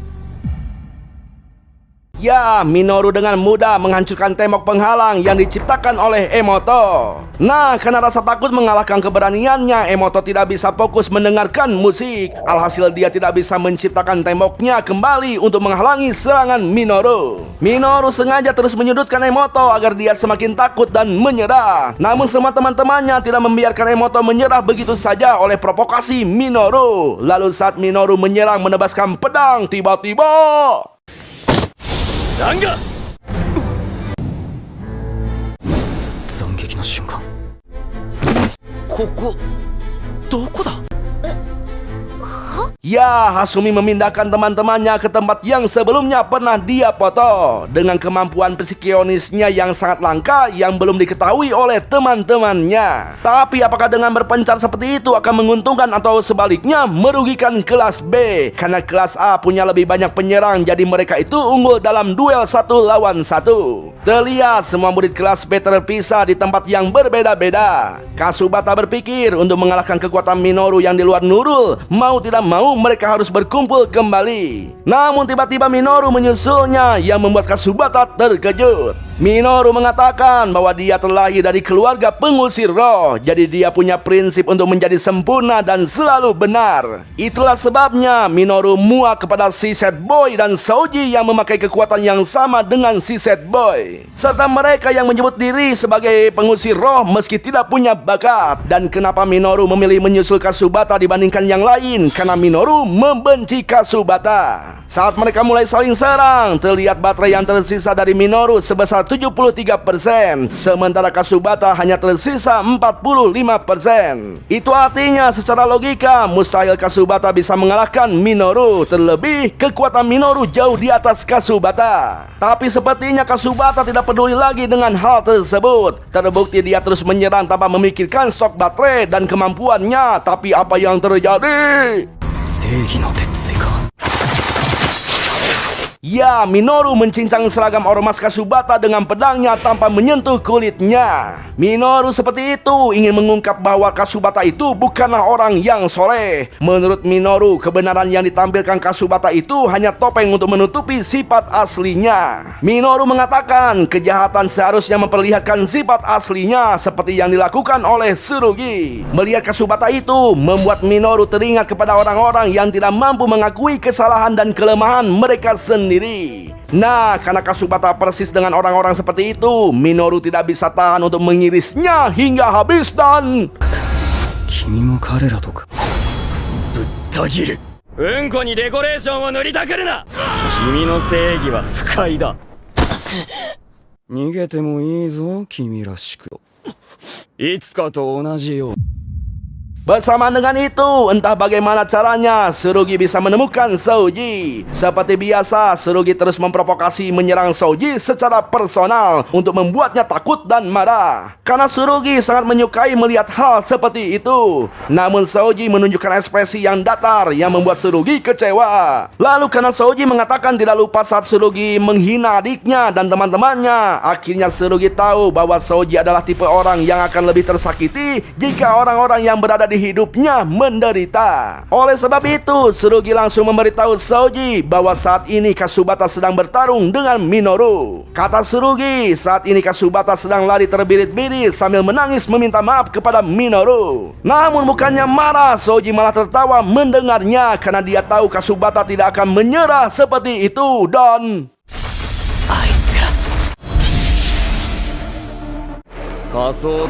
Benar saja, Kasubata masih bisa bertahan tidak menyerah kepada Minoru meski baterai yang tersisa hanya tinggal 15% lagi, sementara Minoru masih 60% lagi. Di sisi lain, Hasumi yang mengkhawatirkan Kasubata terlihat berlari untuk menyusulnya, namun Owada menghalanginya karena Hasumi dianggap ancaman terkuat dari kelas B yang harus dia singkirkan. Nah, karena kemampuan cyberkinesisnya adalah menaklukkan hewan elektronik, Owada mengeluarkan makhluk cybernya yaitu beruang gorila untuk menghadapi Hasumi. Nanjo yakin Owada juga sama seperti Hasumi memiliki talenta luar biasa dengan cyberkinesisnya yang sangat langka. Ya, Owada benar-benar membuat Hasumi terdiam karena sulit untuk Hasumi bisa melewatinya untuk menyelamatkan Kasubata. Nah, kenapa Hasumi begitu peduli kepada Kasubata? Karena ternyata mereka itu adalah sahabat dari kecil. Awal pertemuan mereka itu saat masih berusia 6 tahun dikenalkan oleh ayah mereka yang sama-sama lahir dari keluarga pengusir roh. Hasumi memiliki adik bernama Rota yang mukanya diblur dari sananya. Seperti kebanyakan keluarga pengusir roh, keluarga Hasumi dan Kasubata itu sangat buruk. Mereka berdua sering disiksa atas nama pelatihan untuk membangkitkan kekuatan psikonesisnya. Penyiksaan kepada mereka berlangsung selama bertahun-tahun, apalagi saat orang tua Hasumi tahu bahwa kemampuan kekuatan psikokinesisnya sudah bangkit. Alhasil, Hasumi dan Rota dikurung 3 hari 3 malam tanpa diberi makan dan minum. Karena keegoisan orang tuanya itu, akhirnya Rota meninggal yang sama sekali tidak disesali oleh orang tua dan keluarganya. Semua keluarga melupakan Rota, tapi tidak untuk Hasumi yang tidak akan melupakan apapun tentang Rota. Suatu hari, Kasubata mengajak Hasumi kabur ke sebuah kota. Karena selama hidupnya dikurung di rumah, mereka tidak tahu ada odading yang enak di dunia ini. Untuk bertahan hidup, mereka mengecat rambut seperti budak punk, mentato tubuh dan bergabung dengan reman setempat. Hasumi mendapatkan banyak teman dan melakukan banyak hal buruk seolah dia ingin menghapus masa lalunya. Tapi meski sudah menjadi preman, sesekali Hasumi sering dilanda perasaan hampa. Hasumi tidak bisa mengingat wajah adiknya padahal sudah berjanji tidak akan melupakannya. Sebagai sahabat, Kasubata mengerti apa yang dirasakan oleh Hasumi. Kasubata merubut HP cabe-cabeannya dan memberikannya kepada Hasumi, lalu menyuruhnya untuk memfotonya. Jelas saja Hasumi tidak mengerti apa maksud dari Kasubata. Kasubata menjelaskan bahwa foto itu untuk mengabdikan momen baik dan buruk yang tidak mungkin akan dilupakan. Kasubata meminta Hasumi untuk memfotonya agar Hasumi tidak melupakannya dan berhenti menangis. Saat itu Hasumi merasakan sesuatu di hatinya yang mulai tenang dan mengambil banyak foto Kasubata agar tidak melupakannya. いっぱい撮れよ。最初の1枚は超下手くそ。家族だ。 Ya, Hasumi menganggap bahwa Kasubata itu adalah keluarga. Jadi saat Kasubata memutuskan kembali untuk kembali ke dunia pengusir roh, Hasumi langsung mengikutinya tanpa mempertanyakannya. Bagi Hasumi, dimanapun berada selama bersama Kasubata dan orang-orang yang dianggap keluarga, maka itulah rumahnya. Berkat Kasubata, Hasumi tidak pernah lagi melewatkan setiap momen tanpa memfotonya. Kembali ke masa kini, tampaklah hewan elektronik Owada mulai nyerenteng menyerang Hasumi. Namun Hasumi menghadangnya dengan jendela teleportasinya dan menghantam Owada dengan pipa besi yang diambil dari galeri fotonya. 今危険なんだ。邪魔すんじゃねえボケ。くくれ無事でいてくれ。Sementara itu, Urusagawa mendapatkan pesan dari Hasumi bahwa Kasubata sedang dalam masalah bertarung dengan Minoru. Urusagawa berniat untuk menyelamatkannya, namun Kusaba menahannya karena tidak mau Kasubata menjadi menyukai Urusagawa lantaran ditolongnya. Ya, Kusaba adalah seorang yang menyebut dirinya romantis, yang sebenarnya seperti ranjau berjalan. Kusaba bisa langsung jatuh cinta pada cowok manapun yang menarik perhatiannya dan rela mengganti-ganti penampilannya sesuai dengan yang disukai oleh cowok yang menjadi targetnya. Kekuatan cybernya adalah buku ranjau kecil. Dengan menginjak ranjau itu, Kusaba bisa mengeluarkan 120% kekuatan cowok yang berhasil ditaklukkannya. Tidak heran cowok-cowok yang ditaklukkannya itu adalah pemain UFC, tinju, smackdown, sumo, dan cowok berkumis yang memiliki kekuatan otot di luar nalar. Dengan membabi buta, Kusaba menghajar Urusagawa dengan kekuatan mantannya yang seorang ahli bela diri. Namun Urusagawa masih bisa menahannya dan membalikkan serangan dengan love bomb sehingga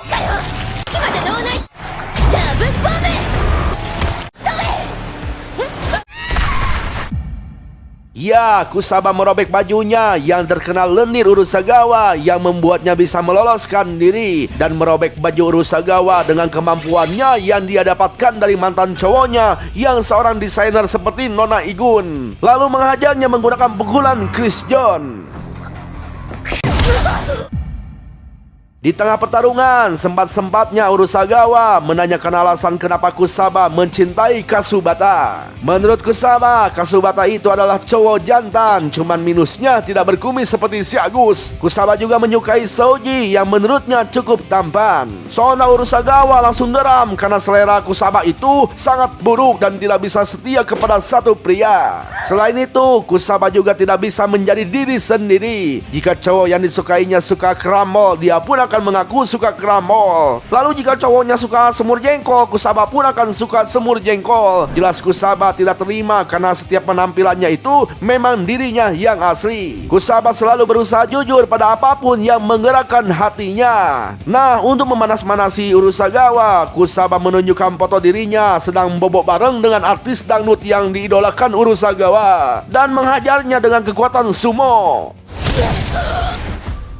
Tapi akhirnya Urusagawa tahu bahwa itu editan meski sempat terkecoh karena setiap artis dangdut itu posting foto di IG. Urusagawa tidak melewatkan untuk melihatnya. Urusagawa teringat pertama kali kekuatan cybernya aktif. Dia diejek habis-habisan oleh teman sekolahnya. Saat itu Azaki mengajaknya bergabung ke Akademik Maiden agar bisa mengendalikan kekuatan cybernya dan menjadi pengusir hantu. Hingga bertahan sampai saat ini bersama teman-teman kelas B yang dibelanya. Jadi Urusagawa harus menang bukan semata membela idolanya tapi demi kelas B.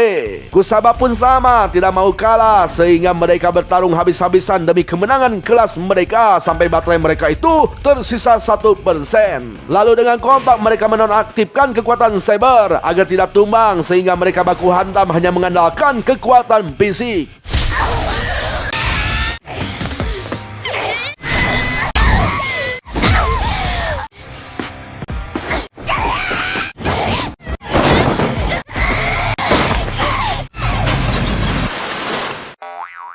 Ya, pertarungan itu berakhir seri di kolam air panas dan akhirnya mereka bisa memahami satu sama lain. Untuk sementara, kelas B memimpin dengan skor 1 poin meninggalkan kelas A yang dipimpin oleh Minoru. Sementara itu, tim intelijen mendeteksi akun hantu di Kusatsu palsu. Karena sinyalnya sangat lemah, Nanjo menyalahkan Azaki bahwa itu adalah ulahnya sebagai kejutan konyol. Namun Azaki sama sekali tidak mengakuinya. 現地の職員に連絡しや。 Di sisi lain, Emoto tampak tidak bisa fokus lagi mendengarkan musik dan merasa dirinya semakin tidak berguna. Bersamaan dengan itu, Tsurugi tampak tercengang melihat serangan apinya yang tidak bisa menyentuh Soji. Tsurugi tidak mengerti apa yang dilakukan Soji selama 2 minggu ini. Ternyata Soji berlatih keras dengan Azaki agar bisa menggunakan cyberkinesis tanpa ponsel. Dengan latihan itu, Soji cukup menyiapkan ponselnya agar bersentuhan dengan bagian tubuh. Soji menyembunyikan ponsel ponselnya di perut menggunakan alat yang dibuat oleh divisi laboratorium, sehingga kekuatan rohnya mengalir melalui tubuhnya tanpa harus memegangnya dengan tangan. Sesuai dengan yang diajarkan oleh Hajime, dengan kedua tangan yang bebas, Souji bisa memasukkan lebih banyak variasi ke dalam serangannya. Tampaklah Souji mempraktekannya dengan menghajar Tsurugi habis-habisan. Namun Tsurugi malah menikmati setiap pukulan yang didaratkan oleh Souji, karena semakin Tsurugi mendapatkan serangan yang didasari oleh kebencian, maka saat itu Tsurugi mengumpulkan kekuatan untuk menyerang. Dan apa yang terjadi? ダメージ無効。そんな炎ギブアップするか。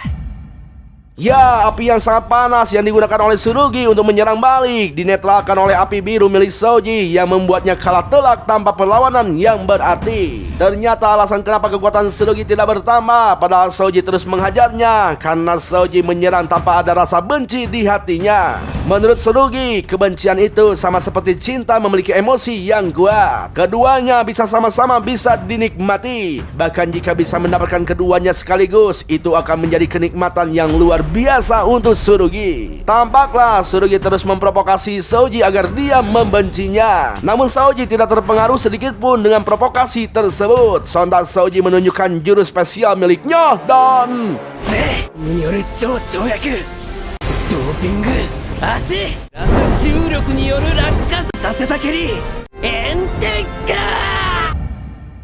Di tempat lain, tampaklah Hasumi berhasil menyusul Kasubata yang sudah kehabisan energi untuk melawan Minoru. Namun Hasumi malah menyerang Kasubata dengan menojos tangannya menggunakan pisau. Ternyata sebelum mencapai ke sana, Hasumi bertemu dulu dengan Namekawa yang menghipnotisnya dengan kekuatan cyber miliknya agar Hasumi menyerang Kasubata. Namekawa bisa membuat orang yang melihat layar ponsel mengikuti apa yang dia perintah. Tampaknya Minoru tidak suka dengan apa yang dilakukan oleh Namekawa, karena ini bukan akhir yang diinginkannya.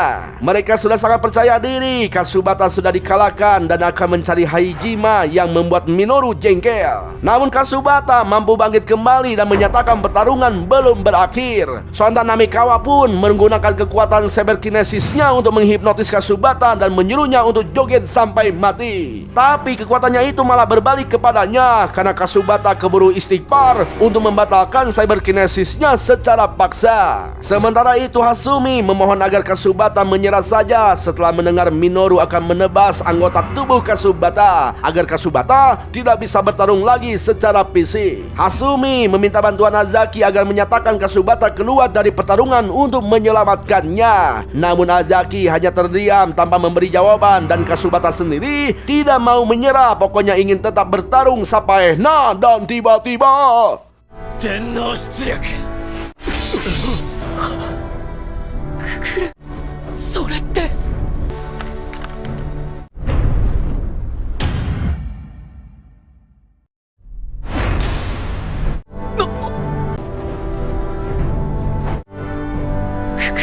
Ya, sebelum lanjut, sekilas kita dibawa kembali ke masa lalu untuk menjelaskan kenapa Kasubata sangat membenci provokator, padahal dirinya sendiri adalah mantan provokator. Dulu saat masih menjadi provokator kejam, Kasubata dan Hasumi selalu dibujuk oleh Azaki untuk masuk ke Akademik Maiden. Namun mereka selalu menolaknya karena sudah nyaman hidup bebas menjadi anak pung, si anti kemapanan dan anti air.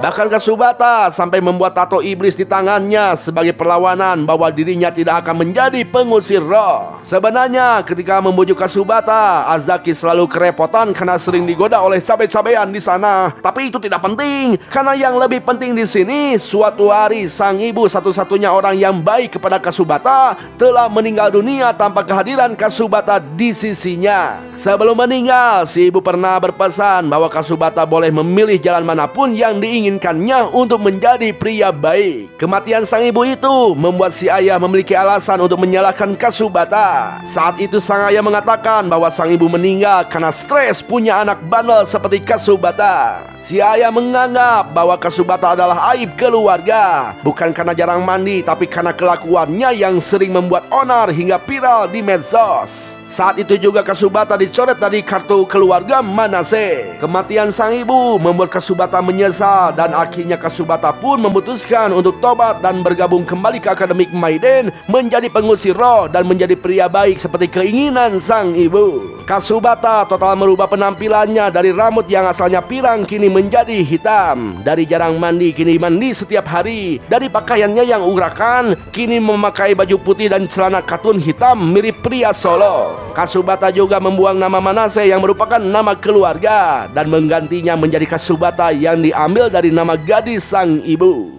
じゃあなんて呼べばいいのよ。 Kasubata Kukuru. Kasubata mempunyai cara untuk menyadarkan dirinya, yaitu dengan menghajar para provokator. Setiap pukulan yang didaratkan itu sama saja dengan memukul kebodohannya sendiri. Setiap umpatan yang keluar dari mulutnya, maka semakin besar rasa bencinya terhadap diri sendiri. Bisa dibilang Kasubata membenci provokator karena dia pernah menjadi salah satunya. Tapi sejak kehadiran Soji, kini Kasubata menyadari apa yang dilakukan Soji, yaitu mengubah kebencian menjadi kekuatan, sehingga 消したかった過去も俺はお前じゃない。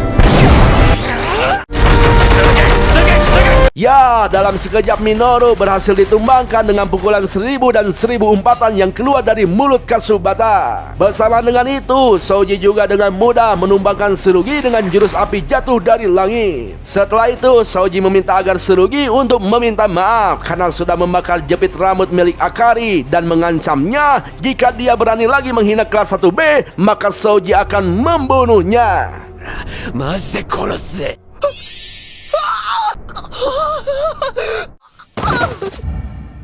Tampaklah Hasumi terus-terusan meminta maaf karena merasa bersalah sudah menojos tangan Kasubata. Namun Kasubata menyuruhnya untuk berhenti meminta maaf karena bagaimanapun Hasumilah yang menyelamatkan teman-temannya dari amukan Minoru dengan jendela teleportasi miliknya. Namun di sana Hasumi merasa sedikit iri kepada Soji yang mampu menyadarkan Kasubata yang selama ini tidak bisa dilakukan oleh Hasumi.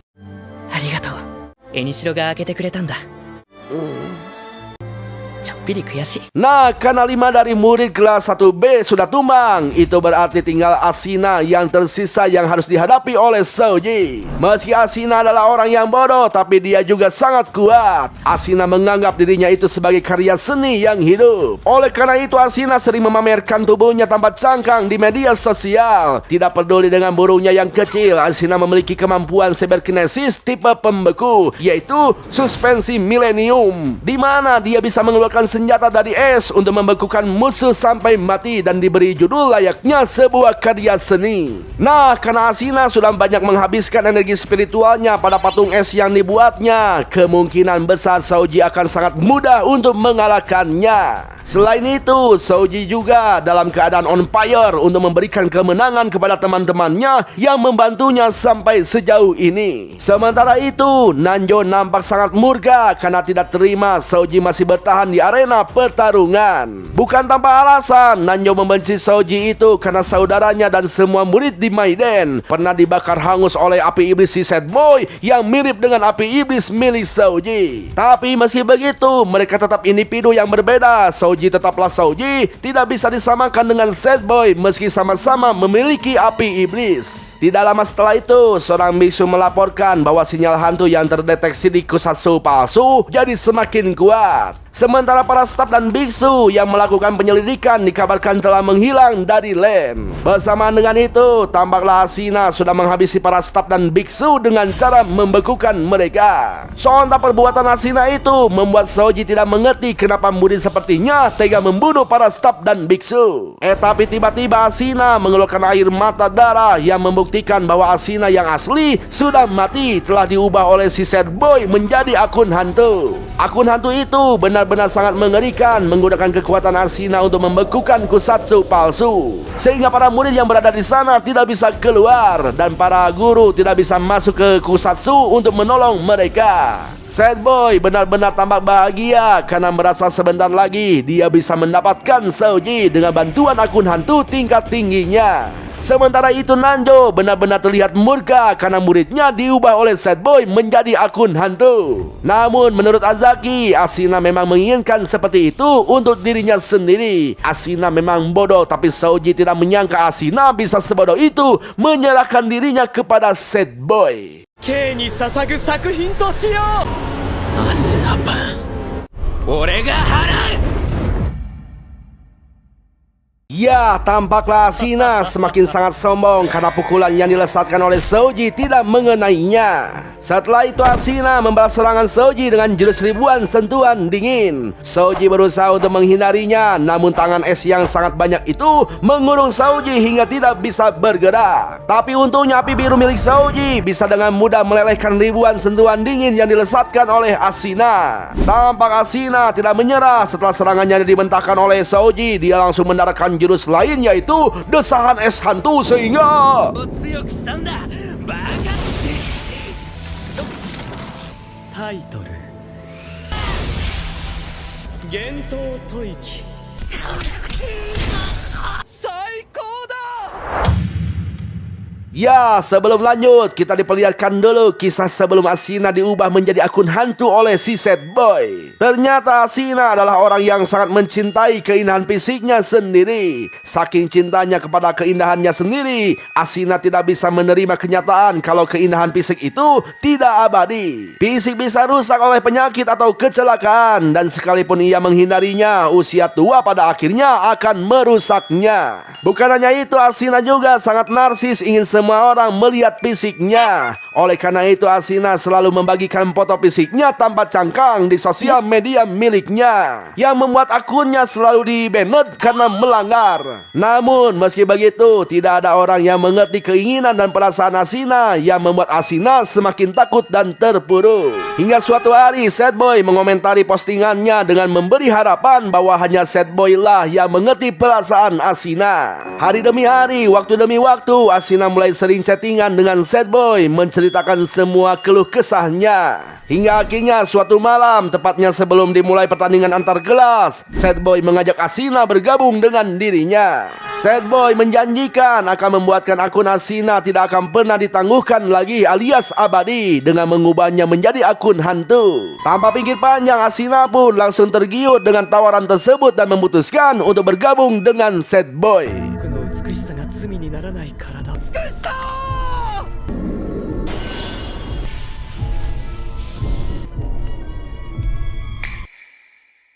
Kembali ke masa kini, tampaklah Souji dibuat tidak berdaya oleh Ashina. Jika Souji tidak menyelimuti tubuhnya dengan penghalang api iblis, mungkin Souji sudah mati kedinginan. Namun efek dari apa yang dilakukannya itu akan mengurangi kekuatan spiritualnya dengan sangat cepat. Ashina pun menyadarinya karena dulu dia pun seperti itu. Tapi sekarang ini hal tersebut tidak akan berpengaruh terhadap Ashina. Bahkan kemampuannya juga menjadi jauh lebih kuat. と寒いだけなんだよ。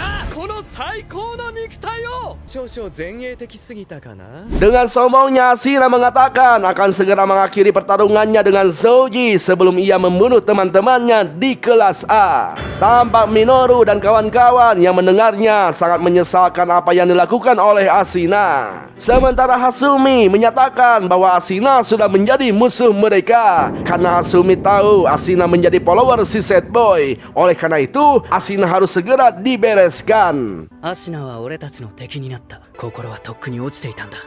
ここで殺すしかない。 Tapi untuk mengusir Ashina, mereka sudah tidak punya kekuatan spiritual karena baterai mereka sudah lowbat. Untuk memulihkan kembali baterai yang sudah lowbat itu, mereka harus tidur. Namun bagaimana bisa tidur di dalam keadaan segenting ini? Jadi mereka hanya bisa mengandalkan Souji untuk mengusir Ashina. Tampak Souji semakin geram dengan pernyataan Ashina yang tidak mengakui teman-temannya di kelas A. Souji mengakui bahwa Minoru dan Tsurugi mungkin memang brengsek, tapi Ashina jauh lebih benci menjijikan daripada mereka. Dengan penuh amarah, Shoji kembali nyerenteng menyerang Ashina dengan jurus api dari langit. Namun Ashina dengan mudah memadamkan api iblis di kaki kanan Shoji dengan tirai es kematiannya. Lalu dengan cepat Shoji memindahkan nyala apinya ke kaki kirinya. Namun lagi-lagi Ashina dengan mudah memadamkannya dengan dua jurus andalannya sehingga 地表の鎖青い打点君には地べたがお似合いだ芸術は僕だけでいい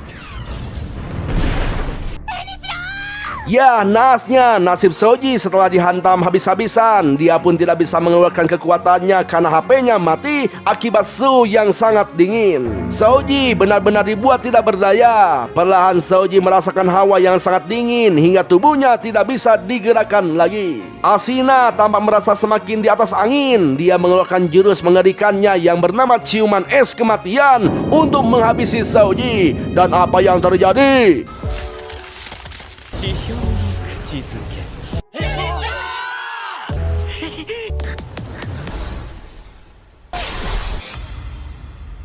Ya, tadi sangka tiba-tiba Emoto yang dikenal sebagai pengecut datang menyelamatkan Shoji menggunakan penghalangnya. Dengan begitu, Shoji bisa memiliki celah untuk menghangatkan diri dan menghangatkan HP-nya. Saking senangnya, Shoji sampai ngagabruk Emoto yang justru itu akan membuat Emoto tidak fokus mendengarkan musik yang akan membuat pertahanannya runtuh. Sementara itu, Ashina berusaha mengganggu fokus Emoto dengan terus memprovokasinya. Ashina mengatakan kalau Emoto itu adalah produk gagal dari manusia yang tidak memenuhi standar SNI. Emoto berusaha agar tidak terpengaruh oleh semua ucapan Ashina. Namun suara yang keras itu sekilas mengingatkannya ke masa kecilnya. Ternyata dari bocil, Emoto sangat benci dengan suara keras, apalagi suara orang tuanya yang setiap hari ribut. Emoto hanya bisa diam di pojokan dengan menutupi telinganya menggunakan kedua tangannya sambil berharap suara keras itu tidak mengejarnya. Suatu hari, seorang tetangga yang sering mendengar pertengkaran orang tua Emoto memberikan sebuah MP3 player jadul atau Walkman untuk Emoto yang isinya hanya ada satu album lagu Rhoma Irama. Sehingga mulai saat itu ketika orang tuanya bertengkar, Emoto melindungi telinganya dengan mendengarkan lagu Rhoma Irama. Dan saat itu juga Emoto berhasil mengaktifkan kekuatan cyberkinesisnya. 俺にシェルターをくれたほほまたえらいことになってるね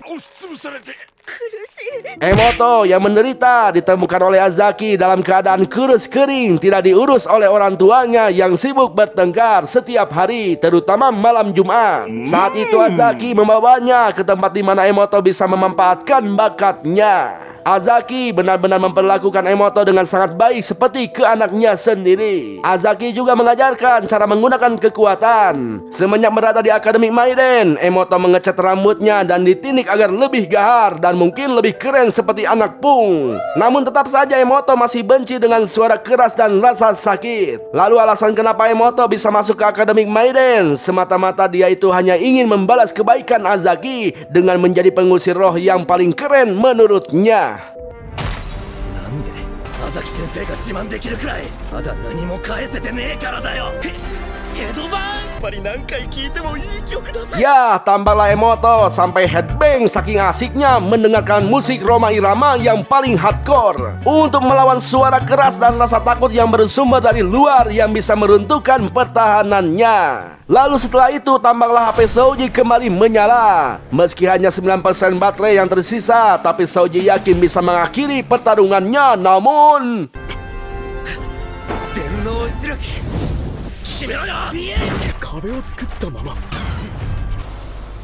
ここで決めなきゃ ya, ternyata yang dihancurkannya itu hanya patung es yang dibuat oleh Ashina. Setelah itu Ashina membalas serangan Shoji dengan serangan yang lebih edan. Jelas saja Shoji panik karena mungkin dia akan segera ke Isekai. Dan apa yang terjadi?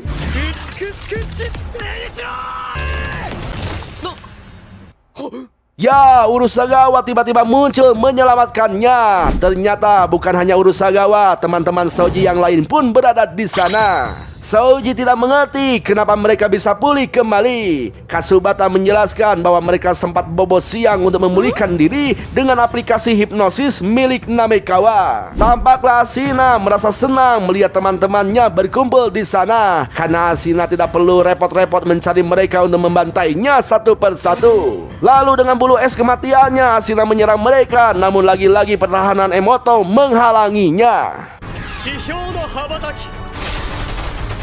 Ya, berkat keberaniannya itu, Emoto mendapatkan banyak pujian dari teman-temannya. Sementara itu, Minoru secara belak-belakan mengakui kekalahan kelas A dan meminta maaf karena salah satu temannya di kelas B menjadi seorang pembunuh. Minoru juga mengajak kelas B untuk bertarung bersama menyingkirkan Ashina, dan dengan sangat senang hati, Souji beserta teman-temannya menerimanya.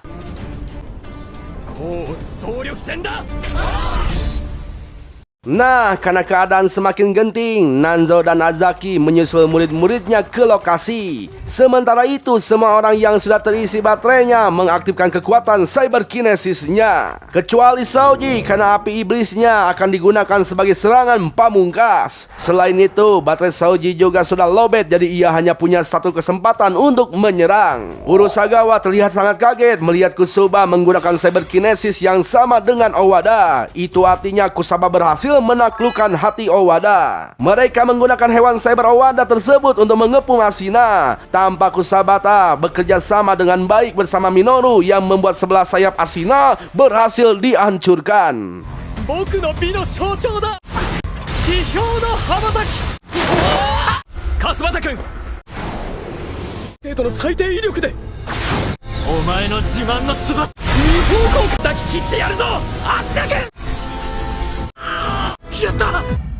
Namun saat akan menghancurkan satu sayap lagi, Kasubata dan Minoru terjatuh karena Kusaba kehabisan baterai yang membuat hewan cyber Owada yang ditunggangi mereka menghilang. Tapi untungnya masih ada Tsurugi yang masih bisa diandalkan. Tsurugi melompat dan berhasil nangkal di sayap Ashina. Tampak Ashina yang kesal menojos tubuh Tsurugi dengan sayapnya. Akan tetapi Tsurugi malah girang karena berhasil mengotori tubuh Ashina dengan darahnya yang membuat Ashina semakin marah. Kemarahan Ashina itu menjadi kekuatan bagi Tsurugi dan berhasil membakar sayap Ashina sampai meleleh. Dilanjutkan oleh Souji yang sangat diandalkan bisa melenyapkan Ashina dengan api iblisnya. Akan tetapi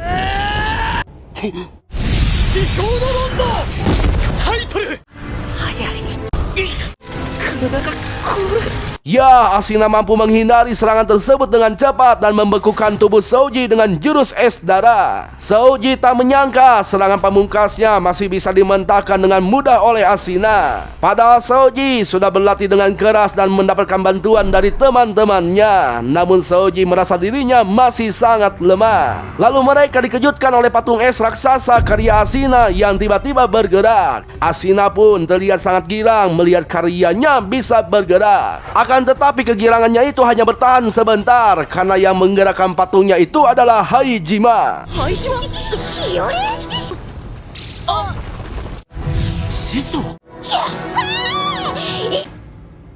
Ya, Ashina berteriak histeris melihat karya agungnya hancur setelah menghajarnya. Kelengan Ashina itu dimanfaatkan oleh Urusagawa untuk mengikatnya dengan cairan gelehnya. Lalu Souji memanfaatkan energi yang hanya tersisa beberapa persen untuk menghajar Ashina habis-habisan sehingga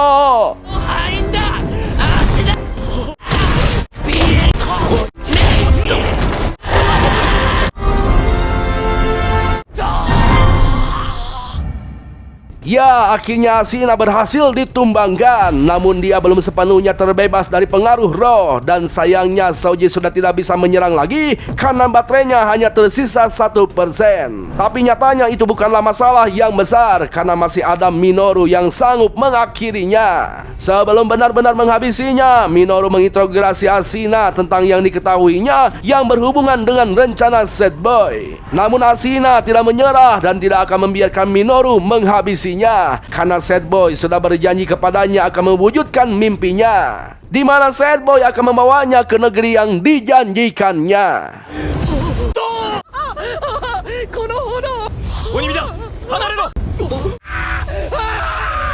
Ya, dari kejauhan, Sad Boy menghabisi Ashina dengan api iblisnya. Lalu sisanya diselesaikan oleh Minoru dengan tebasan mautnya. Sebelum mati, Ashina sempat menyesali perbuatannya karena di akhir hayatnya teman-temannya ternyata masih sangat peduli kepadanya dan menyesalkan tindakan bodohnya. Untuk menebus kebaikan teman-temannya itu, Ashina membocorkan rencana Sad Boy, yaitu akan membuat negeri akun hantu dan sempat mengucapkan kata maaf kepada semua temannya. 目的ごめんよみんなごめんよ Tampaklah Owada tidak bisa menyembunyikan kesedihannya melepas kepergian teman baiknya. Sementara Minoru terlihat sangat tegar, tidak tampak kesedihan di raut wajahnya. Setelah badai salju dari kekuatan siberkinesis Ashina lenyap, Azaki dan Nanzo baru terlihat. Dan anehnya, mereka itu tampak sangat akrab dan ceria. Padahal sebelumnya mereka itu sering terlibat konflik dan tidak pernah akur. お疲れさんそのテンションは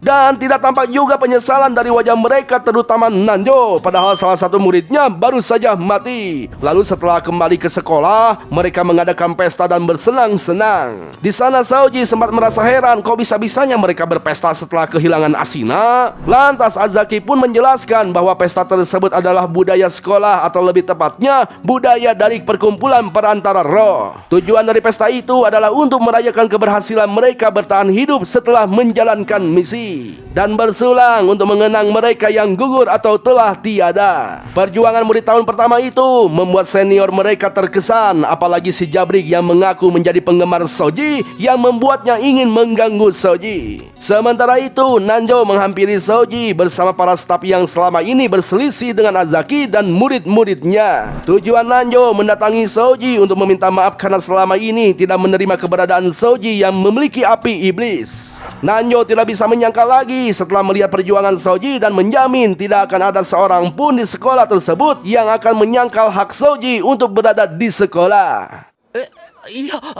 すまなかった感謝するうちのアシナを解放してくれて Sementara itu, akhirnya kita melihat Minoru sudah tidak bisa lagi menyembunyikan kesedihannya melepas kematian Ashina.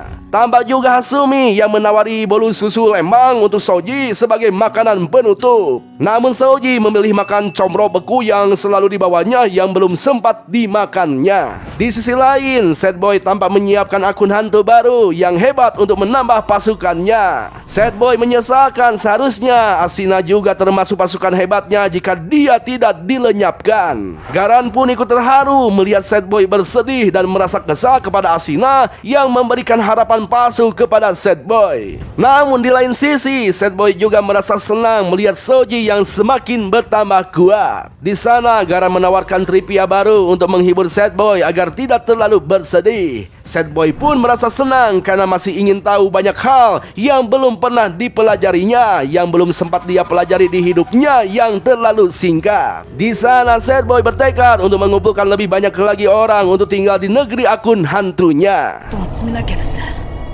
ありがとうございますガランさん Sementara itu di Akademik Maiden, tampaklah para murid sedang berendam di air panas setelah pengusiran roh, karena hal itu termasuk budaya di sekolah tersebut. Tujuannya yaitu untuk membersihkan jiwa yang berkeliaran dan membersihkan tubuh. Tapi Soji tidak mengerti kenapa para ciwi ikuti permandian cowok. Jadi mereka itu tidak bisa bebas membuka cangkang. Ternyata Kusabalah tersangkanya yang punya ide berendam campur bersama para bujang. 人だけなんて寂しいですもんやったれ恥ずかしいのかにゃ Ya, terlihat Owada terbakar cemburu melihat Kusaba sedang menggoda Soji. Sementara Minoru menyampaikan permintaan maafnya kepada Emoto atas perkataannya yang menyebut Emoto pengecut. Kini Minoru mengakui bahwa Emoto bukanlah pengecut. Sontak Emoto yang tidak terbiasa menerima pujian terlihat sangat kegirangan. Minoru juga meminta maaf kepada Hasumi karena sering meremehkannya. Minoru benar-benar tidak tahu bahwa Hasumi punya kemampuan berteleportasi yang disembunyikannya. Ternyata Urusagawa juga baru tahu bahwa Hasumi mempunyai kemampuan itu setelah melihatnya di pertandingan antar kelas. Hasumi menjelaskan bahwa alasannya karena Hasumi tidak mempercayai siapapun di hidupnya selain Kasubata dan Azaki. Tapi sekarang semuanya berbeda. Hasumi mengaku mulai peduli kepada teman-temannya di kelas B. Lalu semua teman-temannya pun menyampaikan perasaan mereka selama pertarungan itu seperti apa. Intinya pertarungan antar kelas itu mengubah pandangan mereka, mengubah pribadi mereka menjadi lebih baik dan lebih peduli terhadap teman seperjuangan. Sementara itu Minoru mengungkapkan setelah kehilangan Arsina yang telah meninggalkan kekosongan besar dan setelah kekalahan mereka dari kelas B, kemungkinan kelas A tidak akan ikut serta dalam pengusiran Sad Boy. Namun Shoji yang mendengar pembicaraan mereka mengungkapkan jika tanpa kelas A mungkin mereka tidak akan bisa menang melawan Arsina. Untuk itu menurut Shoji pertarungan itu adalah kemenangan bersama di tahun pertama dan mereka bisa ikut serta dalam misi pengusiran Sad Boy bersama-sama. Namun teman-teman yang lain menolak pendapat Shoji tersebut karena itu adalah kemenangan pertama mereka dari kelas A. ふざけんなクソが面白い人間だな Ya, sekarang Shoji merasa sudah punya banyak teman, jadi Shoji tidak akan kesepian lagi. Shoji berjanji dalam hatinya untuk sang adik bahwa Shoji akan menjadi lebih kuat dan kuat lagi untuk membalaskan dendam kepada Sad Boy atas kematian Akari. Tamat ending yang sangat membagongkan. Ya, tamat deh. Nah, pesan yang bisa kita ambil dari anime ini, hargailah seseorang yang berusaha untuk tobat dari masa lalu. Jika memang memiliki keberanian atau kekuatan, apa salahnya kita gunakan untuk menolong orang lain demi kebaikan. Sekian dan terima kasih telah menonton. Sayonara, goodbye. Ingat, jangan lupa bahagia. Jika kalian merasa tidak bahagia saat ini, itu tandanya kalian sedang lupa bagaimana caranya untuk bersyukur. Jangan lupa subscribe. Jangan lupa changcut ban. Dari dimensi anime tembus ke gua sajikan cerita video sepenuhnya. Ini alur Bandung terbeda dari yang lain. Kalian bisa nonton detail kita play videonya. Lo yang di sana nonton santai aja, gue yang gas storynya siap berkelana. Ambil kopi dulu kita gas sampai kelar. Spam emoticon biar suasana makin liar. Kalau relate share teman tangga apa bebaskan aja. Bahasan lengkap bukan sekadar asumsi liar. Asli darah cerita kita beda dari yang biasa. Jangan skip momennya, tangkap esensinya. Faang ultra bawa sensasi tak terduga. Diklik dulu like-nya dan subscribe-nya. Kalau seru share ke squad kita hype bersama. Yo, check it, flashback singkat, gimmicknya lewat. Lu senyum tipis diem gue yang tepat. Mata panda edit video gak kelar-kelar. Tapi demi story semangat kita terus berkobar. 1, 2, lanjut baang.